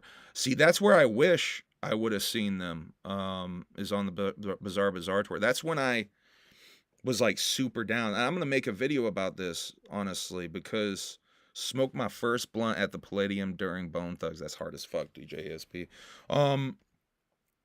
I want to make a video about the song Let's Go All the Way. I'm going to do a series of videos, because everybody, like, does album reviews. I want to do a couple of videos where I talk about songs, just like songs, and like what they mean to me. Like, but Let's Go All the Way, I don't know, like, I'll tease it a little bit. Let's Go All the Way is a really powerful song for me, because, like, at that age, I felt really alone. And something about that song made me feel like I wasn't alone. And I'll tell the story on the video when I make it, but there was a moment as a kid, like, where I felt crazy alone, where, like, I just felt so dissed walking to the bus stop one day by my friends, because I was walking to the bus stop and my homie had just gotten his driver's license or his, like, permit, one of the two. So he had his, like, mom's car, then he was, like, driving my other homies to school. And they just drove right past me as I'm walking to the bus stop. Instead of stopping to get me and drive me to school, they let me just go to the bus stop. And, like, I was listening to Let's Go All the Way. And that shit, like, broke me, dude. Like, but that song, Let's Go All the Way, that shit brought me back. it made me really, and I didn't have any Juggalo friends. The only Juggalo I knew was my friend Andy, who like, and my friend Scott, who at the time was already getting out of Juggalo shit. Scott got me into Juggalo shit. My friend Andy really dived deep into it, and like we went deep into that shit together. But it was hella made me feel like alone, like, because I think Andy was even maybe in that car. You know what I mean? So like, I don't know, man. It like, even like, I almost teared up thinking about it right now, because that shit hurt. And it made me realize a lot of those people like aren't really my friends, and it fucking sucks. It was a shitty realization, and that's why I take this. I mean, y'all are my friends, y'all are my homies, but y'all really are my family. I don't have a mother. My father just died. I got my sister. That's my only direct blood family. Emily is my family. Y'all are my family, you know? The rest of my blood family turned my back on me. Yeah, man.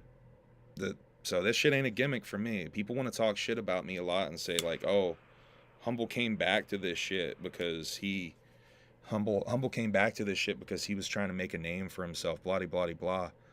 That shit can be further from the truth. I came back because I didn't have anything. I didn't have anyone. And y'all were there for me. So that shit's, I mean, that's real shit. And that's what Let's Go All the Way really means for me. I'm going to do a longer video, more well-spoken video about that shit, but that's what that song means to me. It means that we can go all the way. Like, together, we can go all the way. I'm about to fucking cry, y'all. But together, we can go all the way. Fuck. All right, let's continue breaking down this Shaggy Show shit.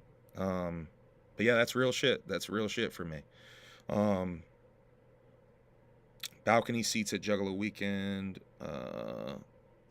Let's see. Fuck, bro. You guys got me to roll tears. Shaggy would be so mad at me right now. Thank you. Oh shit, that's good. Shinglet says Palladium is selling balcony seats for Juggalo Weekend now. If anyone wants a cheaper option, because I think it's almost sold out. So you better get them while they're hot, man. You better, motherfucker. Hurry up. It's time is ticking. Like he said, it's 8 days away. Boy, do I got another story. Back to the cocaine awards. Boy, do I got another story, Wes. This is another video I got to do. I'm going to go ahead and just tell a quick version of this one. So the song Prom Queen, Juggalo Weekend is in Valentine's Day tomorrow. I'll tell this one real quick, too. You give everyone in this bitch something to look forward to every week, and that's not counting the people you make happy every day. We love you, fam. Love you, too. Thank you, LHRPG, for the $5 super chat, and more importantly, the sentiment of that message. Humble, I love you and value you so much. I know I text you that pretty often, but I feel it 17 times more often than I text you those pair. And don't stop, because I need that shit, Will. Sometimes I need that shit. All right, enough of this happy shit. Y'all gonna make me cry again. Fuck. I forgot what I was gonna say. Oh, Prom Queen. Okay. And Wes's comment made me want to tell this one too, so I'm gonna tell this one real quick. So Prom Queen, I was obsessed with that song, Prom Queen. I love the ICP songs because I was like a high school student, like when I got into ICP. So I love all those songs that like where it's from the point of view of like high school Violent J, or this weird serial killer version of Violent J who is still in high school. Like Mr. Johnson's Head is one of those songs. Prom Queen is one of those songs. I love those songs. Prom Queen I especially love because I was, really lonely boy status at the time. So like Tunnel of Love was like my favorite EP of the Sideshow, the first three Sideshow EPs. And that Prom Queen shit, like I really related to it. I love the storytelling. It felt like, what's dope about Prom Queen too is it's got like the double twist at the end. There's like, it's not just that it's one twist. There's like a double twist with it. It's just really good writing, man. Like a lot of horror stories don't have writing that good. That's an excellent horror story. That could be a horror movie. Prom Queen could be a horror movie, and it could be a really well done horror movie if it was done right. Anyway, loved Prom Queen. I thought Prom Queen was just excellent writing. And I expressed this to my high school poetry teacher, who was a really laid back. I'm in Vermont, so we got this like Vermont hippie attitude where it came to the public school systems. In fact, so much that my high school was essentially had no walls. And I shit you not, had no walls. Imagine you walk into a room that has no walls. It's like a factory space, it looks like, right? With like support pillars here and there. There's no actual walls. What they have is dividers to make sort of pseudo classrooms. Basically, bookshelves that are like rolly. So it's open air. Like, you're in chemistry and you can hear algebra over here. That's literally, so it's basically, I used to call it the ADD factory, because I mean, how can you pay attention to something in there? It's fucking crazy. So point being though, if you can hear what's going on in the next classroom, essentially, because there's no walls. It's just fucking bookshelves, essentially. Long story short, I convinced my poetry teacher to play Prom Queen during poetry class, because there was a day where he wanted us to all bring in an example of music that we thought was poetry. And so I brought in Prom Queen, and I convinced him to play all of Prom Queen. He played the whole song. And we talked about it as a class afterwards. And boy, was that awkward. And mind you, with this description I just gave you guys of this high school, of the setup, the whole, like, surrounding classes heard Prom Queen too. So the English class behind the poetry class heard it. The special ed kids on the other side of this poetry class over here heard it. All the people in the library across the way heard it. All of these motherfuckers heard Prom Queen. That shit's a true story, by the way. That really happened.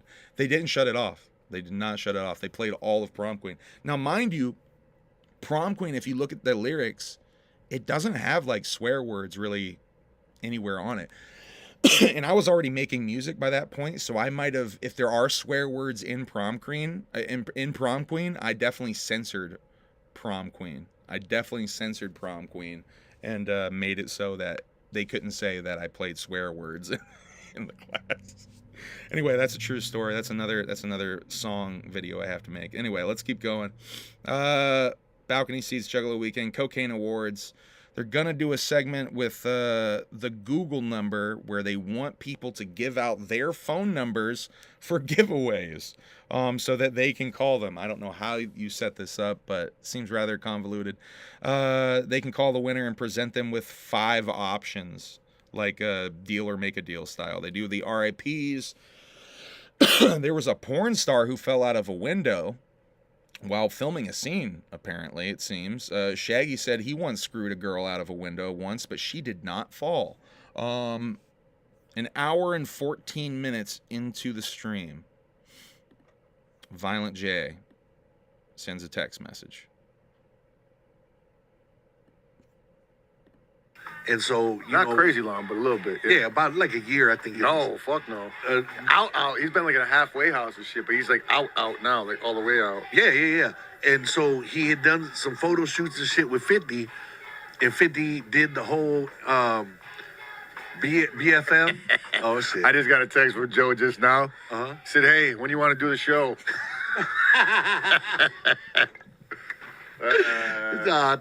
Tuesday. Tell him. Come over right now. Yeah, right. By the time he gets here, we'll be done. Yeah. There's like 45 minutes left in the stream at that point.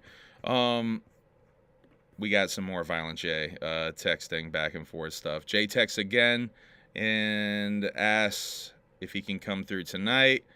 Asks him how was Tuesday at 8, and they confirm that Jay is down for Tuesday. They clear the cache.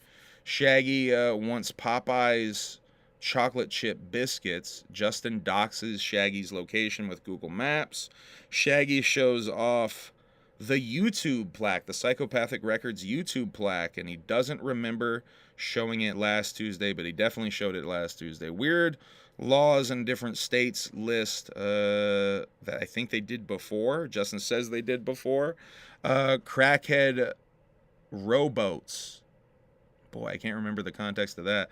They watch some reels. They watch the Beauty Day pool clip, which... Do y'all know about that clip? Did I put a tag for Beauty Day? Yeah, I'm gonna see if I can find this Beauty Day pool clip. Do y'all know about that pool clip? It was on like America's Funniest Home videos and shit back in the day.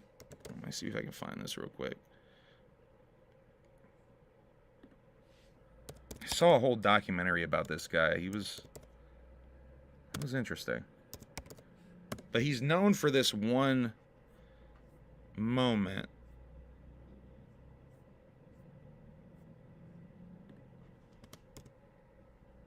Beauty Day Fall.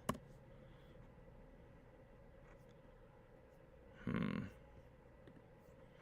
might have to show you the trailer for Beauty Day to find the moment.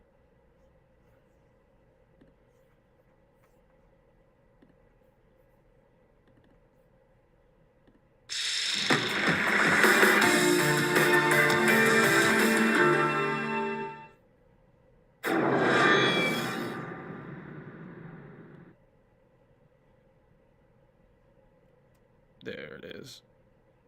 Well, now it's time for telephone poll. Show. Oh, that's not the one though. He would have called 911 so the neighbors didn't know. Yeah, that's not it. His name's Captain Video though. Hold on, let me see if I can find Captain Video Fall.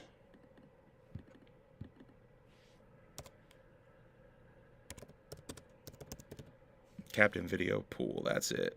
Yeah, here it is.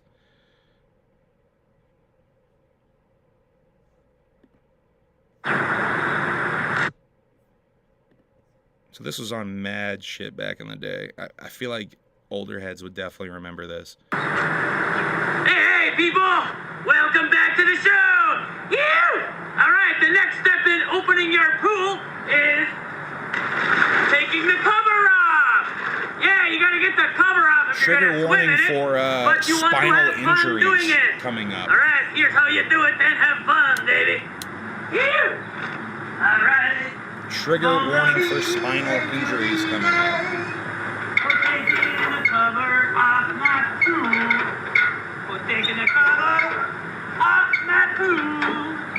Gonna be a beauty day. Ah, you ready to go, people? All right. So he's planning on jumping into his pool, And I bet you didn't even know. but that ladder's not secured well, and All right. And then we're up here nice and high. All right, here we go. Cover up the pool time. awful. And he falls in the pool. He's knocked out, and I believe he broke his neck. You can hear the kids next door checking on him. That's what saved his life. You hear those kids in the background? Those kids saved his life. If it weren't for those kids, he would have likely drowned in his own pool and taped it, which is fucking dark, A right? Chewy order is on the way. Chewy. Get out of here, Chewy. But yeah, it kind of fucked up. Now, he's not in a wheelchair. He's not in a wheelchair. He still walks. He still does crazy shit like this every now and again too. Watch the documentary Beauty Day if you can track it down. It tells this guy's story. He's actually got a really fascinating story. It was a good documentary. I got it from Vinegar Syndrome, Vinegrone Syndrome recently. But yeah, fucking crazy, right? Anyway, they play that clip in the reels there, and I wanted to show you guys that and tell you a little bit about Beauty Day. Jay texts again to Shaggy Toot Open. I'm gonna play this clip real quick, and then we'll get into because this is funny. It's right at the end of the stream. He texts again. Some real shit. Yeah, it was real shit. Oh, shit. Real shit. Would you like me to read the last text I got? Yes. Yeah. It is once again from Joe. He said, "Let them know, cause I'm coming." Oh, shit. Okay, I'm down. Let them know, cause I'm coming, he says. They know now. They know. All right. Wow. Mutiny. Welcome to the Alienated Wayne Mutiny.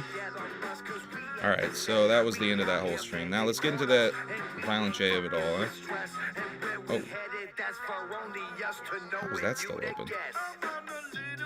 All right, let's get into the Violent J episode of it all, and then I'm going to go eat dinner. It's already 8:30 almost. We've already done almost 2 hours on the stream. Thank you guys for sticking with me. We're finally at the main event, Violent J, this past Tuesday on February 11th on the Shaggy Show. Violent J is in the house. Violent J walking around his house looking for jersey ideas. They're going to break their super chat record in this episode. Violent J peeps, fuck Kid Rock on the list of We've known things that. to talk about. Let's see, that's my first clip. I'm just letting it go down. Just get it over with now. Yeah. You know what I'm saying? I know it. I just saw that list on the list, Kid Fuck. I know what that's about. I saw that. Did you? I was actually thinking about Violent that J, on the the way Southwest here. I gangster swear to rap. God, I was thinking about that on the way here. Man. It never stops with that fucking asshole, Fuck. man. But yeah, That's so crazy because I was thinking about that on the way fucking here, man. What a dick. I was like, I'm that'd talking be about cool Kid if we Rock. talk about that. I don't know if Joy's gonna want to though. No, I talk about everything. I don't give a fuck no more. You know what I'm saying? All right, we got Turbo Lover dropping the fucking bits like crazy, or the fucking subs. Bitch, I'm fine dropping subs like crazy. Man, if right, you let's see. are watching this We got and you so haven't much stuff been, to talk about here. This was almost like a mini seminar. If you guys want, essentially, especially the first hour, it kind of slows down after the first hour, but it was almost like a mini seminar. Tunnel of Love at Woosta Talk. This is them talking about tomorrow night, what they plan on doing in Woosta. Let's see, that's only a little bit more.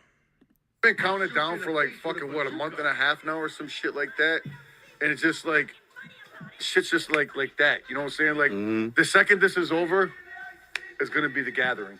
I know. You what I'm saying? Bam, bam. Oh shit, 100%. What are we at now? 16. What? I think it's 17. It jumped up to. Come on, why does it take so long? Why does it gotta tease us? Just fucking say it. You know what I'm saying? Like, what, I don't care about the fucking confetti and shit. Though.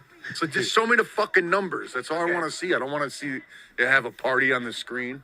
You know? What the fuck? I don't care about that party. But yeah, man, what a fucking lineup, and it's with DCG. Put the flyer up. I'll shoot you in the face with it. But yeah, the tunnel. You know what? Remember when we were sitting having that meeting, and we were like, what can we theme it? We're like, Valentine's Day, Tunnel of Love. We've never done that before. That's what I think is one of the dopest themes we ever did. No, it is, but we have done a Tunnel of Love show before. I know. Yeah, I know. But but when we were coming up with that, it wasn't just a Tunnel of Love. It was the EP. Yeah, it was all the EPs. It was all the EPs. Yeah. And this show and this theme is different because it's Tunnel of Love and love songs. Yeah. Whoop, whoop, fam. And Thanks for love having me. songs Thanks for joining us, Lane. from Thanks for the those super all chat. records, really. And what's dope about it is it's on Valentine's Day. That, to me, that's the fucking. So they're gonna be doing a lot of love records. If I just talked over Jay saying that, but they're gonna be doing a lot of love records. He's working on the show today. So Tunnel of Love EP plus love songs. As a matter of fact. Yeah, we gotta get together. A couple hours ago, and you know, he said he was still working on it as.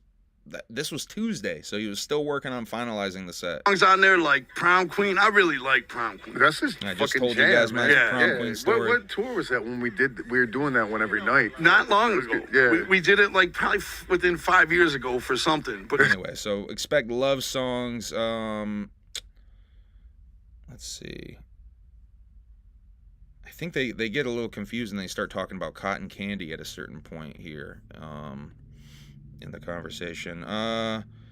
It's cool getting old and not giving a fuck. They talk about Razor Ray and Sadistic, aka Babytron's dad, Razor Ray being talked off the ledge of getting his feathered wolf hair cut back in the day, and thus saving the legacy of rock and roll forever. Jay gets a compliment on his fit, and we get an awesome Joe Bruce Fitz moment. Now, if y'all don't know, I'm going to snitch on myself right now.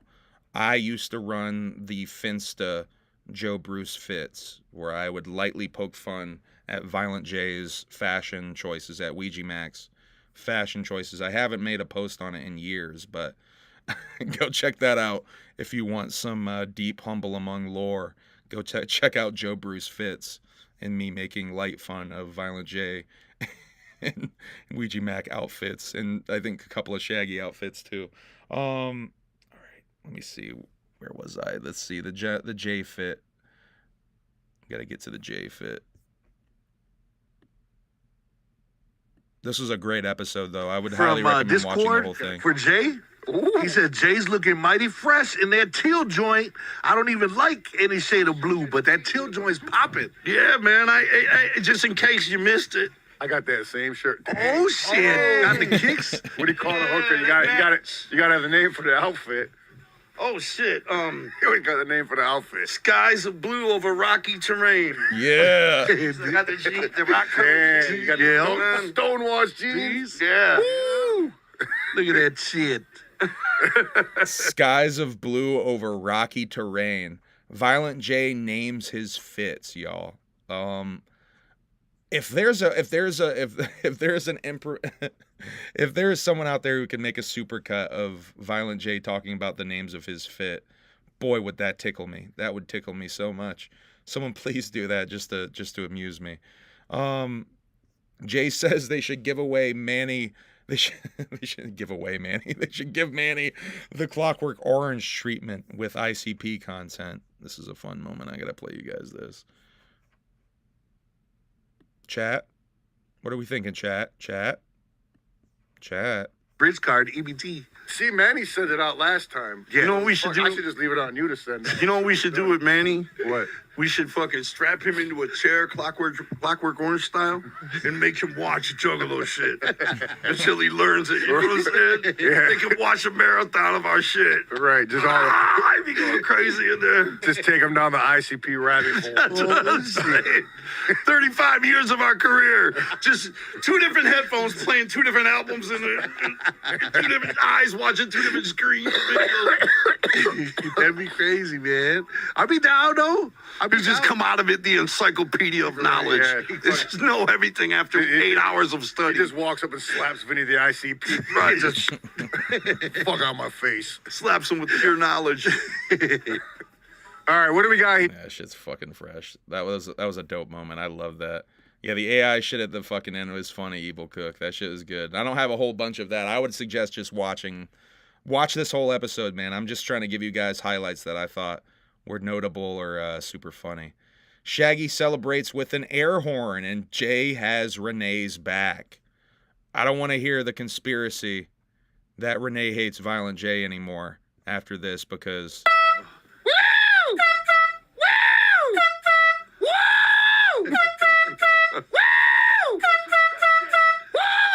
Renee's upstairs having just put the babies to bed. She's like, what the fuck? Kids don't go to bed till like 1 in the morning. Then they go to bed in my bed. So I can't sleep in it. Oh, there's the text. Yeah, right. What the fuck are you doing? What's going on? What are we at? Oh, 25. Renee, Violent J had your back. Violent J had your back on that one. It's interference because I'm non-human intelligence. So it's hard for me to be captured by your human equipment. So lots of glitches. Lots of glitches happen on this stream because of that. It's my bad. It's my fault, honestly. So just blame me. L's in the chat. L's for me in the chat. It's a big L for me not being able to be taped by anything. That's why I'm not in a lot of my my YouTube documentaries. It's because it glitches out when I'm in it. Just add a bunch of lore here. There we go. Halloween all year entertainment. Thank you. Hell yeah, EC is the shit. He did the dub. Thank you, EC. God, that L and W in the chat shit is so fucking whack to me too. That's some like fucking, what is that? What is that? Kai Cenat shit? Yeah, fuck that dork. Kai Cenat's a dork. I'll fucking say that dude's a dork. Kai Cenat's a fucking dork. All right, getting the fuck out of here. Not gonna talk about Kai Cenat. They break the hype train record with a level of 20, and all bits and super chats will be entered into the wheel. Spoiler alert: over 600 people got entered in to the wheel for this episode. Someone better not have popped up on my lawn again. I swear to God.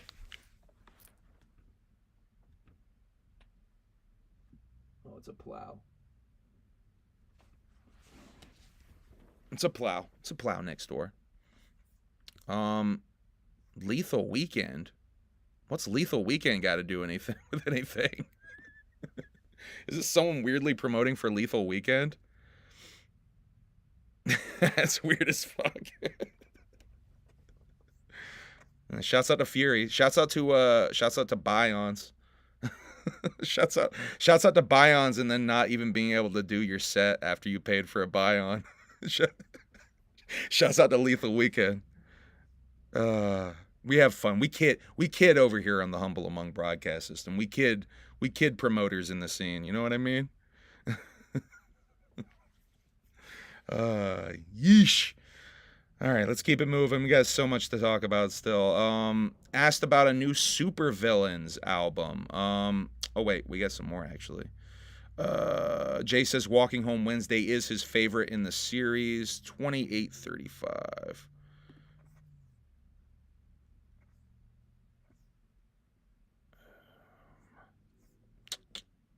God, I can't find it. There we go. Got J9 when I was 15.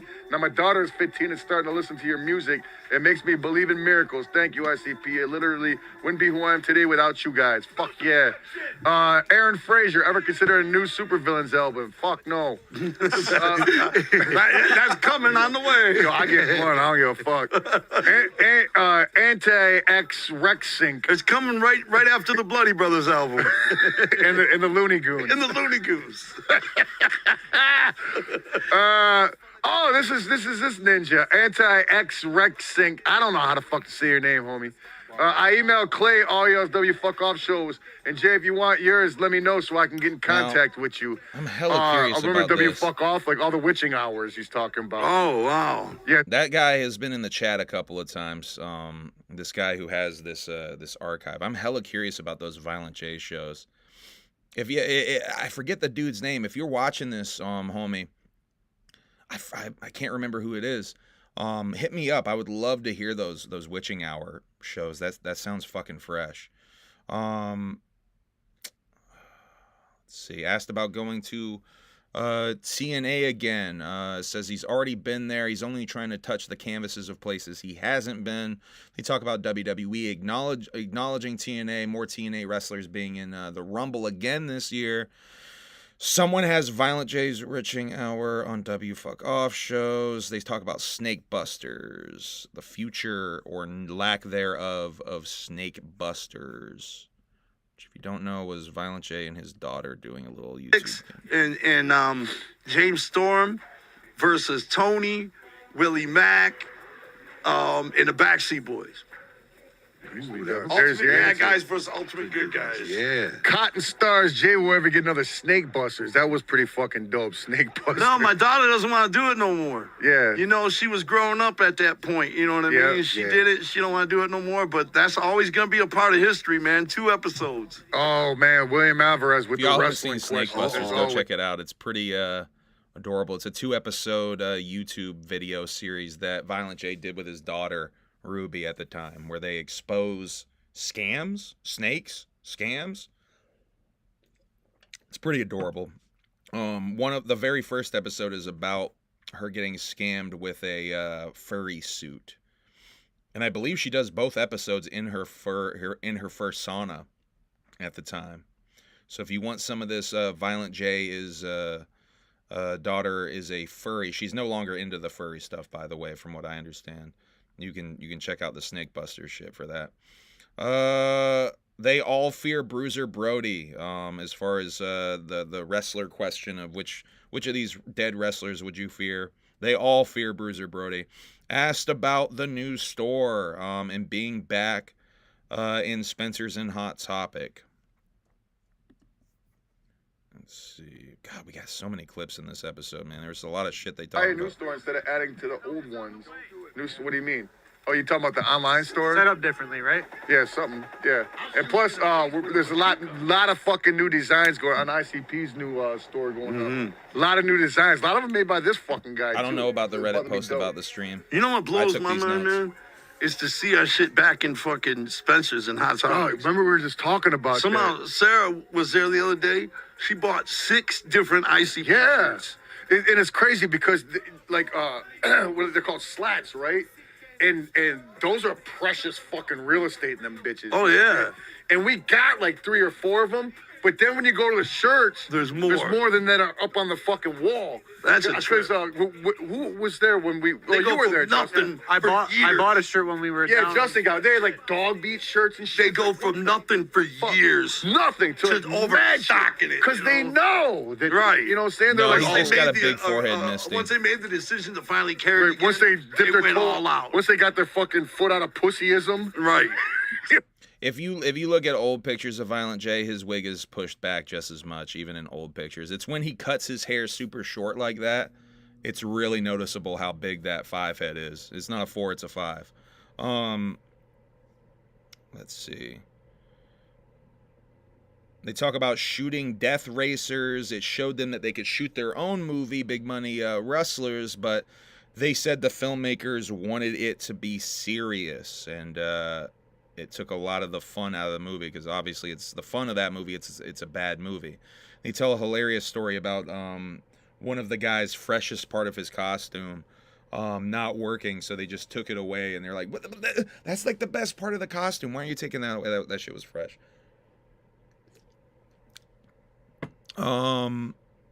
It cuts it short like every other year. He cuts it short. What are we talking about? Oh, Jay's hair. We're talking about Jay's hair. And then he'll let it get mad long.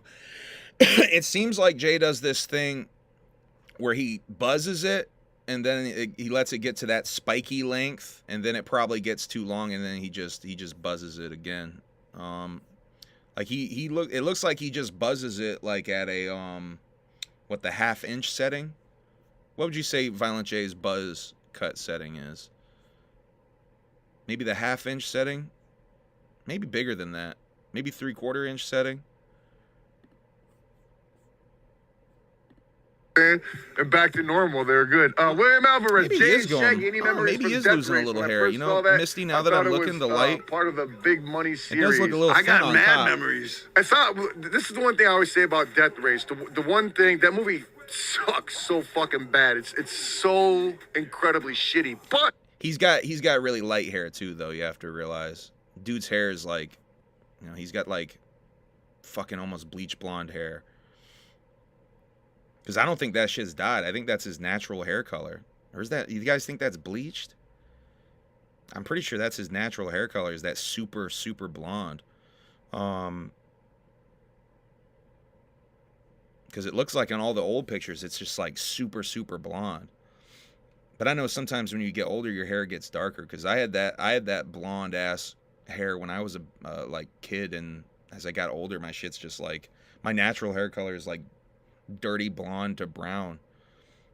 He's a ginger. Is he a ginger though? I think he's got a ginger beard, but his hair looks fucking blonde as fuck. He definitely got a ginger beard, that's for sure. His beard is definitely gingery. We're gonna be talking about Violent J's hair color like some cool guys. Let's see. We got an update on they're gonna maybe do the Ringmaster Jam exam on the Shaggy Show. That's exciting. We got an update on the Funhouse podcast here. This came up earlier in the show here on HABS. Hypnotized Ninja, I believe, brought it up in the super Dick or chat. something. If it's a hole, they're not seeing it. Is that a butthole? Is that what that means? It doesn't matter. They're not seeing any kind of hole. Cyborg Mom, watching you since 1998. Oddities. Skullscore, much love. Jay, any update on the Funhouse podcast? Yeah, man. You can blame my brother. Honestly. Because every time we go to do it, he's like, oh, now I'm all swamped doing the DCG con. Oh, now I'm all swamped doing this or that. And now it's going to be the gathering. It's like, I got the whole studio built in my basement, right? Yeah. And the company that we're signing up with, Gas Digital, that guy calls me every week, and every time I see his text, I'm like, fuck. So I just decided the only way I'm going to get away with it is if I tell the truth and throw Yeah, Wayne said, I want ICP and Twisted to squash the beef with the $2 super chat. Yeah, homie, it just ain't happening. It just ain't. I think that ship has just sailed, dog. I think Jay is so betrayed. And there's a moment on this stream.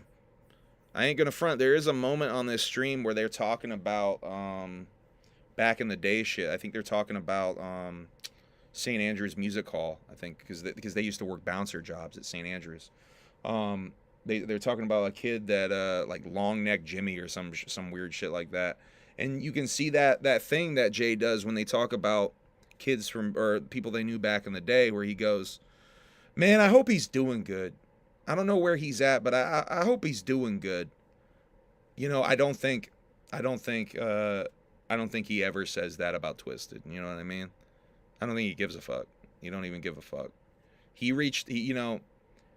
There's this narrative that I'm not going to go into it. I think if they were just willing to play ball and just simply put the Hatchet Man on their product, not bribe the Psychopathic for their masters to play The Gathering, have marched on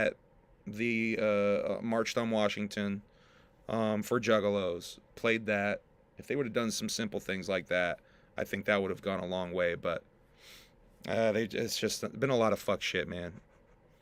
It's just been a lot of fuck shit, But yeah, I think the big thing to take away is Jay made a whole studio for this podcast in his basement.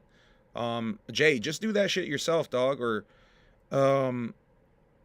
there's got to be someone you can get in there to help you to do that shit with you. You can do that shit yourself, though. Violent J can carry a conversation by himself. I feel like he doesn't need Jump Steady to play off of. Violent J is the show, you know what I mean?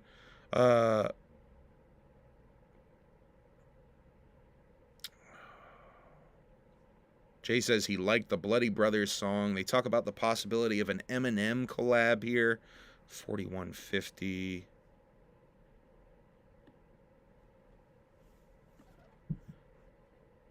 Okay. It's not us that's holding that back, just so you know. I'm going to go ahead and or say smoke yes. at the Gathering. That? Yeah. Now if you can clear with them. I love it. Motherfuckers are like, what the fuck? You need to get on Hot Ones. I'm just like... Right. We're good for that Eminem collab, though. Yeah, no doubt. Dreadlock Juggalo, not after you see both up. Thanks for signing my 1959 Fagel Botter. The Eminem collab. So, that would be cool if that got back to Eminem. I think that would be cool to hear an Eminem and ICP collab after all these years. Isn't it weird that, like, Eminem is more of a possibility? Eminem is more of a possibility to do a song with ICP than Twisted is to ever do a song with ICP again. Like, it's weird. It's weird how things can change, isn't it? And especially if it's true that some of the weirdness with those two started because of Monoxide was dancing to an Eminem song in the strip club. Like, how weird and ironic would that be?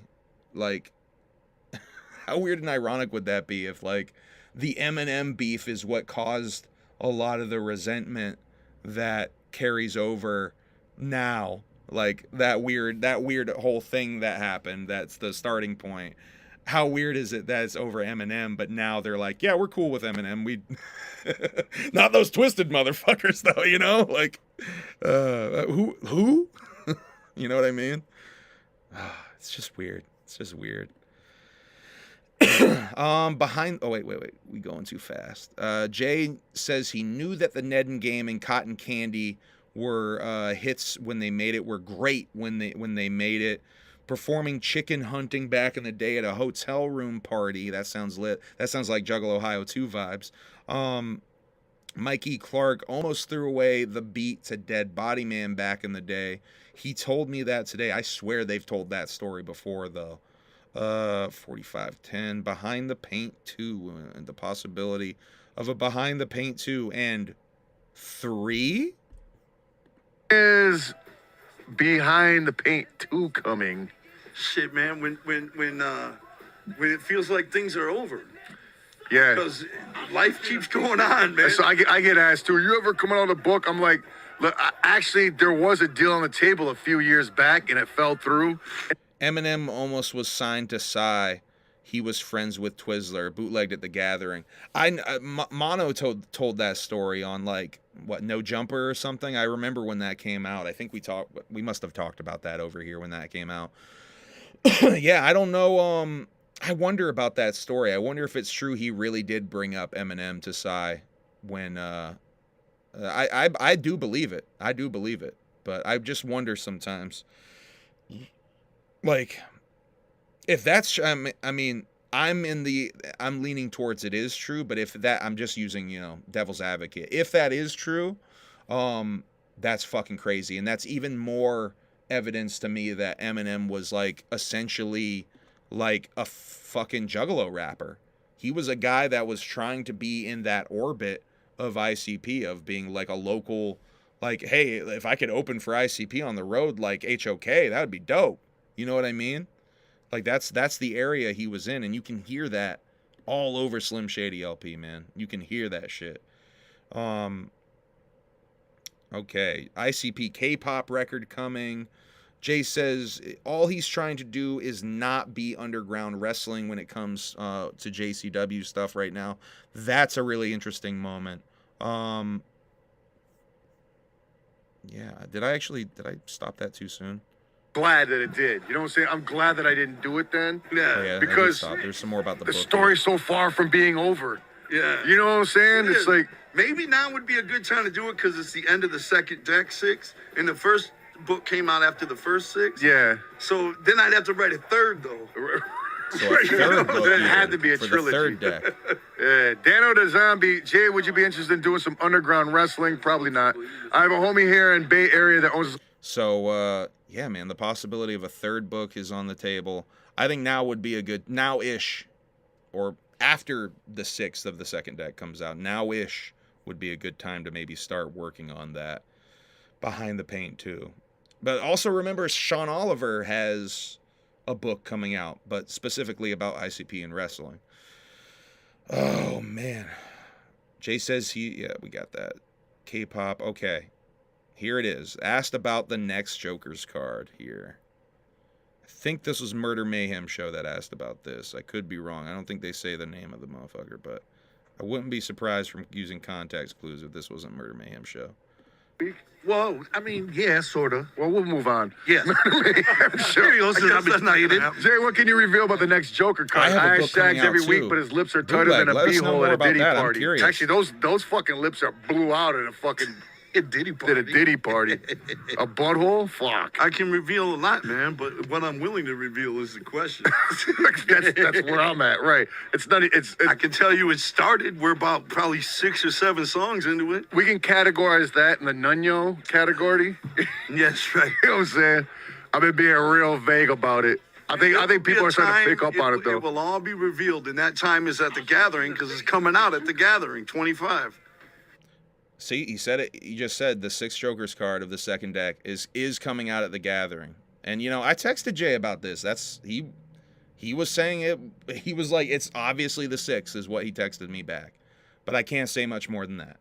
That's literally what he texted me. And we'll just leave it at that for now. And you can see for whatever reason Shaggy doesn't want to talk about it. I was like, what?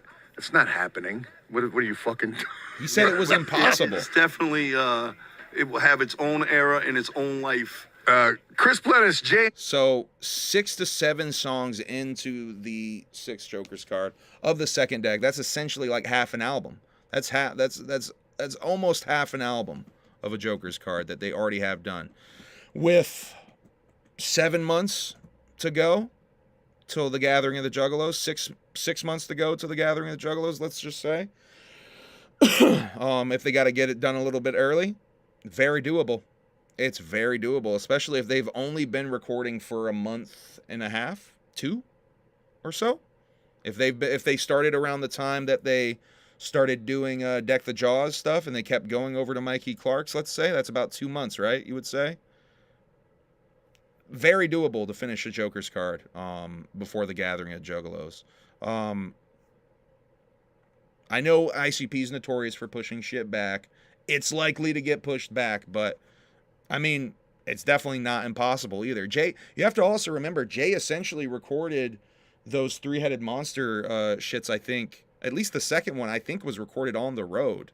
Purely speculation. So, I mean, when he's ready to record, dude can record.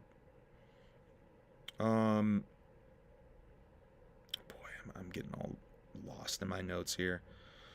6-7 songs into it is coming out at the Gathering. Jay asked about GCW tag match in Rochester. Jay's knees gave out during that match. He tells the whole story. I want to do the Botchamania thing where I get footage of the actual GCW Rochester show, and I want to intercut Jay explaining what was going on from his perspective with that footage. If I can do that, that'd be if anyone knows how I can get illegally some footage of GCW Rochester from a month ago, let me know. Jay says straight up he shouldn't be wrestling. So that'll probably be his last. That was only like a month ago too that he did that. Whole JCW roster will have its own wrestling buddies. 24 total. Each pack will have an ICP, a different version of ICP in each one. Jay and Shaggy playing the insult game, a lost video that they talk about that they filmed before COVID. Jay says they have a lot of Ringmaster recording on film when they were recording the record Ringmaster, the Joker's card Ringmaster. The Rage Against the Machine sample in Funhouse, how Rage Against the Machine is really anti-sampling in their liner music or in their liner notes, which is true. If you read Rage Against the Machine's liner notes, they're very like, all of these sounds were created with real instruments and no sampling. I love that they're almost doing it to like sort of dig at them a little bit. Jay talks about seeing Rage Against the Machine live and being blown away by them. The 5th Monster Live coin, Ultra Monster Live coin gets talked about. 58. Hold on a second. Hella curious about this because I have all Carrie, four go fuck yourself. Curious so if you ever far. seen the movie Hey Good Looking. It's an animated movie in the 80s. If not, y'all should check it out. We'll probably not do. Francis Pelcher, any plans for the 5th coin show? Yes, we're actually actively working on that right now. Right. And it's not as easy as people think. We had other ideas that we were working on, but we're trying to make it so dope that the shit that we were trying to do it just wasn't feasible for just average ninjas to What do. people don't understand is ICP can't just book a show like other bands. Right, yeah. There's a stigma that comes with ICP and Juggalo. It's not just the Fago. The Fago is another roadblock. Right. Once they actually are There like, you go. okay, we'll You're fuck with ICP. Then there's the It Fago. ain't that to easy, contend with. especially if we're going somewhere we've never been. They're probably afraid of us. The Fago or the Reputation, one or another, man. So it ain't that fucking easy. Yeah, it's fucking We're working crazy. on it. Oh shit. Yeah, I'm trying to get my Juggalo ID card. So I'm trying to go on that cruise or whatever they end up doing. Sounds like they're working on it, but they said it's not feasible for the average Juggalo, meaning it's probably that the price tag on that would have been crazy expensive. Because they were trying to do a straight-up Juggalo cruise. Well, that was the original plan. I think a cruise that goes to an island was the plan that they were trying to pull off. Like a real Juggalo Island type beat. Which I have to imagine with ICP, let's look up what Juggalos are. oh my God, we're going to have to charge them so much on insurance to get this, that like the insurance on something like that would be through the roof, be absolutely through the roof. That has to be one of the major reasons it's not happening. Anyway, John Kick Jazz documentary gets asked about. They're working on a documentary about all of ICP, 6 parts. Dead Bug is making it. First episode is almost done. They just needed Rob, and they just taped Rob, aka Jump Steady, or Steve, from for the beginning part. The first episode is about everything leading up to their first album, I think is what they were saying. Everything leading up to the music. So everything before the music is the first episode. So they have Rob's part for that. So I maybe expect the first episode to drop early before everything else, because Dead Bug's doing it. So I'm assuming it's just going to drop on YouTube. Like when Dead Bug met the Duke pilot episode, if you will. Go check that out if you didn't see it, to get an idea of what to expect with that. They talk about Kendrick's halftime show. Jay thought the bell bottoms were stale. Jay defends Drake a little bit here. Says it's wrong to use a platform that big to diss someone. Jay talks about the Daily Show interview and how taken out of context all of that was. How he didn't endorse anyone. How he doesn't know shit about anything, and he never will when it comes to politics. But let me play you this quote. This is fucking fresh. This is some fresh-ass Violent J-ass shit right here. Because I went off the same shit, dog. I'm just like, It's what so the wild fuck? to me, man. Like, it actually went and lied. Like I said some kind of endorsement or something, you know? Yeah. I do not know a fucking thing, and I never have, and I never will. Yep. About politics. Because Or I watched presidency. Yeah, because I watched the interview, and I watched the whole snippet. Right. And what it said was what Yeah, it's fuck all politicians. It's fuck all politicians. That's it. And you know, he says he made it really clear in that interview. He doesn't know shit about politics. All he knows is like Democrats used to be for poor people. And they're like, oh, that kind of switched. And he's like, well, I guess I endorse the Democrat. He didn't even use the word endorse. I guess I would vote for the Democrat is essentially what he said, because my mom was into Democrats. And actual news outlets took that and made a headline. Violent J of Insane Clown Posse endorses Camilla. I mean, it's just so ridiculous. Like, I don't know. I definitely don't even understand why I think the Daily Show was trying to get some Juggalo. I think the Daily Show was trying to get Trump Juggalos. I honestly think that's what they wanted when they went in. And so they had to sort of like pivot their video. What did you get M for Valentine's Day? A bunch of chocolate, an ice maker. Shit. There was some merch shit I got her like a month ago too. Fuck. Tickets to Juggalo Weekend. Huh? Cheese? You going to Juggalo Weekend? You didn't buy M tickets to Juggalo Weekend. Cheese. Some side piece you are, Cheese House. Let's see. They talk about Kanye West losing his damn mind a little bit. Shaggy might do some JCW commentary coming up here soon. They talk about the March West Coast JCW tour dates. April, JCW will be in Columbus, Cleveland, Youngstown, and another city. 4 dates, he says. So it looks like a little Ohio run going on here. Jay plugs JCW. Let's see.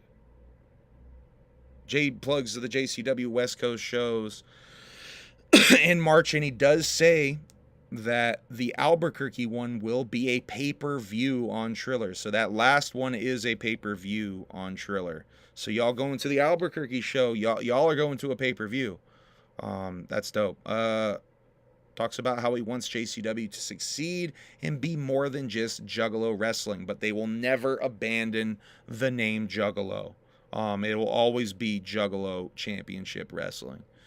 They now have rankings in PW Illustrated, which I did not know. That's a big fucking deal. I know they got published in the Wrestling Observer recently, which is also a big fucking deal that they're getting talked about in the Observer. But having actual rankings in PW Illustrated means that JCW wrestlers are being taken seriously as real fucking wrestlers. That's dope.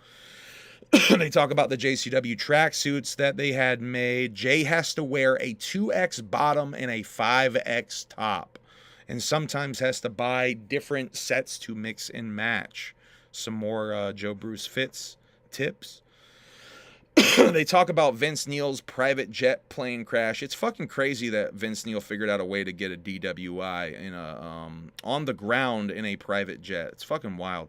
They talk about Kid Rock, how Kid Rock got mad enough, how Kid Rock got mad at people for not clapping at this Bon Jovi birthday party gimmick. This is pretty funny, actually. 131.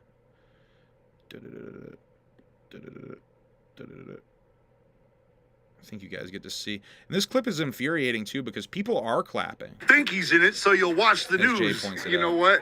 Yeah. Smart guy. I'm over here, hook, line, and sinker. Like, Yeah. No, they want you to think he's in it, so you watch and you download and whatever ratings they want. But if he was in it, they'd already be saying that. He would have said it. Yeah. God damn, I'm sorry. My bad. That's what I said. Fucking shit. Watch me go home and he's in it. I don't know. He was driving it. He was flying it. But it never got in the air. So. Yeah. Oh, okay. He was just taking it around the parking lot a couple times. Parking lot. Well, he wasn't in it. He was Teen Wolf surfing on the top. There you go. Fuck. All right, fuck it. Let's talk about lame ass Kid Rock. There we go. So he was that at timestamp was wildly off. he was at one of the dudes from Bon Jovi, like one of his Bon Jovi's bandmates' birthday Saw that. party at some bar in Nashville. What a piece of shit. You know what that reminds me of? He just had to try to steal the show. Yeah. It wasn't his shit, but he had to try, and because everybody wouldn't suck in his dick. Yeah. Shaggy You know what I'm saying? Show, He's right? like, fuck this, I'm out. You know what I'm saying? Yeah. You know what that reminds me of? The Great Malenko release party. You know what I'm saying? At the Motor Lounge. We were all chilling, have a great time. Who fucking just busted the door walking in? Kid fucking Rock. Yep. This is right before he came out with his fucking Bang Biggie Bomb song or whatever the fuck it is. Before that record, when you... And this is a story they've told a bunch. Kid Rock came in all drunk and cocky, being like, I got signed to Atlantic Records. And this is the Great Malenko release party. This is ICP's... This is like one of the biggest moments in ICP's career. You know what I mean? And he's got to come in and just like be like, it's about me. He just came, he busted him loud as fuck, right at the front bar. Oh, just signed with Atlantic Records. Like this and that's like, get the fuck out of here. Nobody gives a shit. We're in here Fucking- we're celebrating our record release. Right, exactly. You are coming in. That's like proposing at somebody's fucking wedding. Look, this is why I suspect that dude suffers. All right. This is good. Number one, This is I good. received knowledge. I don't want to blow up the spot of who said it, but somebody very close to Kid Rock said. Oh, okay. Maybe the producer of Kid Rock and the Insane Clown Posse, perhaps, who they're currently working on recording with on a daily basis right now? I don't know. What do you think that would be? And they said that Kid Rock is always mad. He's always in You a can see bad me mood. in the chat actually he's bringing up always Vince mad. McMahon. I was thinking about this on the way here. Probably because he's always drunk or he's always fiending for alcohol. He's always mad, and being mad is an awful feeling. It is. Being mad sucks. It is. It It's is. a terrible feeling. So you got to think about that. He's always feeling terrible, right? He's always pissed off, and to actually be mad And on booze, if you're addicted to booze, that's just fuel on the fire. stage. Yeah. It's got to take a lot because that's a happy place. Not only is it a happy place, but it's such a blessing to be up there. Right. With people actually acknowledging you and loving what you do. Now, you know what I'm I saying? saw on Instagram, of all places, I actually saw it on TikTok. I went to a Yeah, link. you guys got gotta to see this clip. was Kid Rock telling everybody to clap. Yeah. Right? He was singing a Creedence Clearwater Revival song. Yeah. Him and some broad. Nobody was clapping. They did have a drummer for some reason. Here's the wild So, part. People he are got mad clapping. and You left. see so Yeah. many people All in the right? fucking Now, clip how are clapping. you going to get mad over something like that? First of all, that ain't even your crowd. Watch it. Not even, shit. and it wasn't even like a crowd. It was just like it wasn't like a concert going crowd You see there like for a 3-4 concert. people Like, in That's this what I'm video saying. They were clapping. there to celebrate the dude's yeah, birthday. so and there you got goes mad? there goes the fucking just fucking play it. We're getting demonetized anyhow every time. If you ain't gonna clap, we gonna sing. That's how it's gonna work. This is after he was already singing and trying to get them to clap. Look at the people clapping. You know what? No, you ain't gonna clap, I'm going. All I see is people clapping. Hey, man, All right, he didn't even give him a beautiful chance. for him, not me. So he Shaggy's won. so It wouldn't on have the mattered. money They with could how have that's all about cheered making it his about name him. in unison. He still would have Wow. left. That's some real unhappy dickhead shit. Right, Fucking he had a facts. couple people clapping still, like.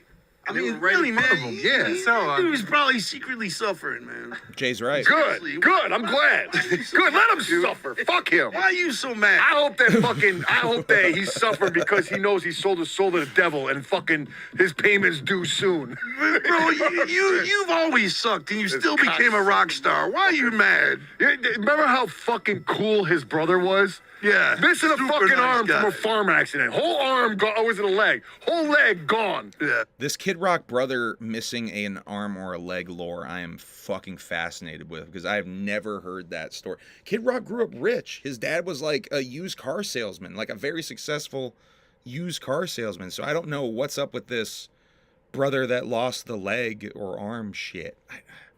I'm so curious about that lore because I've never heard about that except for when ICP talks about it. That's the only time I hear about the missing, the brother with the missing leg or arm or whatever the fuck. Let's see.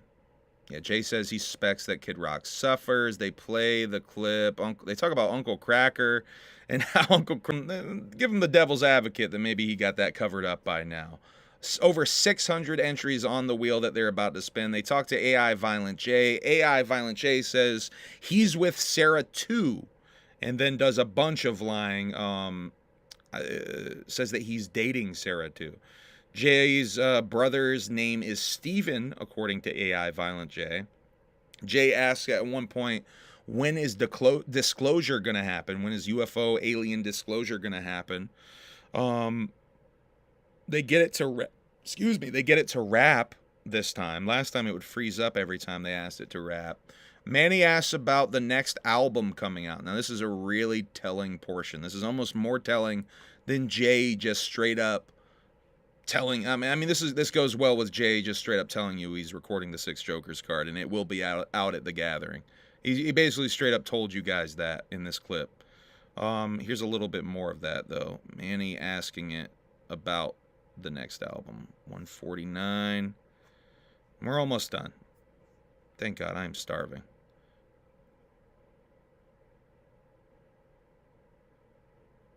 All right, that should be it. Style. Let's see. Violent J, when's your next album coming out? Hot man, you got me there, brother. Well, I can't give an exact date, but I can tell you we're working hard on something crazy, man. We're cooking up something wicked. I can promise you that, This Ninja. is weird. Hey, The most accurate part of is your AI next Violent album J. going to be a Joker's card? Oh, shit. Almost done, Yeah, baby. man. We're working on what should be our 6 Jokers card, Ninja. It's going to be dope, man. He knew. He He said knew. it's what should be our 6th. Hey, right, It yeah. might not be, though. It might fuck around and be the 7th or 8th. We might skip a couple. Let's talk to gay AI Shaggy right quick. Yeah, they go over to gay AI Shaggy for a little bit. And let's see. I think I got 1 or 2 more clips. Jay asks AI Shaggy when it wants to start studio tomorrow.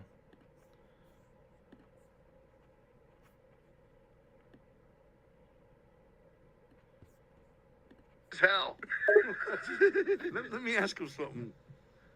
Hey, Joey, when do you want to start studio tomorrow? Joey looks over at him with a slight look of annoyance. Tomorrow? Dude, I said I want to start Wednesday. Don't you ever listen to me? Tomorrow is Wednesday. Yeah, What the tomorrow fuck, is man? Wednesday. What time do you want Can't to even get start? the day right. AI that can't get the day right. Joey sighs, then walks over. What is wrong with you, man? We've talked about this. We were going to... So once again, talking about being in the studio. AI Shaggy loves crack. AI Shaggy raps a little bit and rhymes circus with circus. Really trash rhymes. Bitch, I'm Fine wins the wheel of over 600 people, and there's no stream Thursday, which is tonight. I'm streaming right now, though, and you guys are watching it. Thank you so much for tuning in to the Humble Among Broadcast System number 176. I'm about to go eat some raviolis. Make sure you hit the like and subscribe gimmicks. We are almost at 6,700 subscribers. When we hit 7,000, I am sending out 6 mystery boxes because One of them, the 7th mystery box, is technically going out with Cheese House, the bunny rabbit costume. It's not a mystery anymore. Love you guys. Whoop whoop. Have a good night. Yeah, see you guys at Juggalo Weekend. Make sure you ask me. Make sure you ask me for the secret flyer that I'm handing out at Juggalo Weekend. I have a very hilarious and secret flyer that I will be handing out. Make sure you ask me for one if you see me, because I will have them. Love you guys. I will have stickers too. God, it's really glitching out at the end here. Bye and broadcast.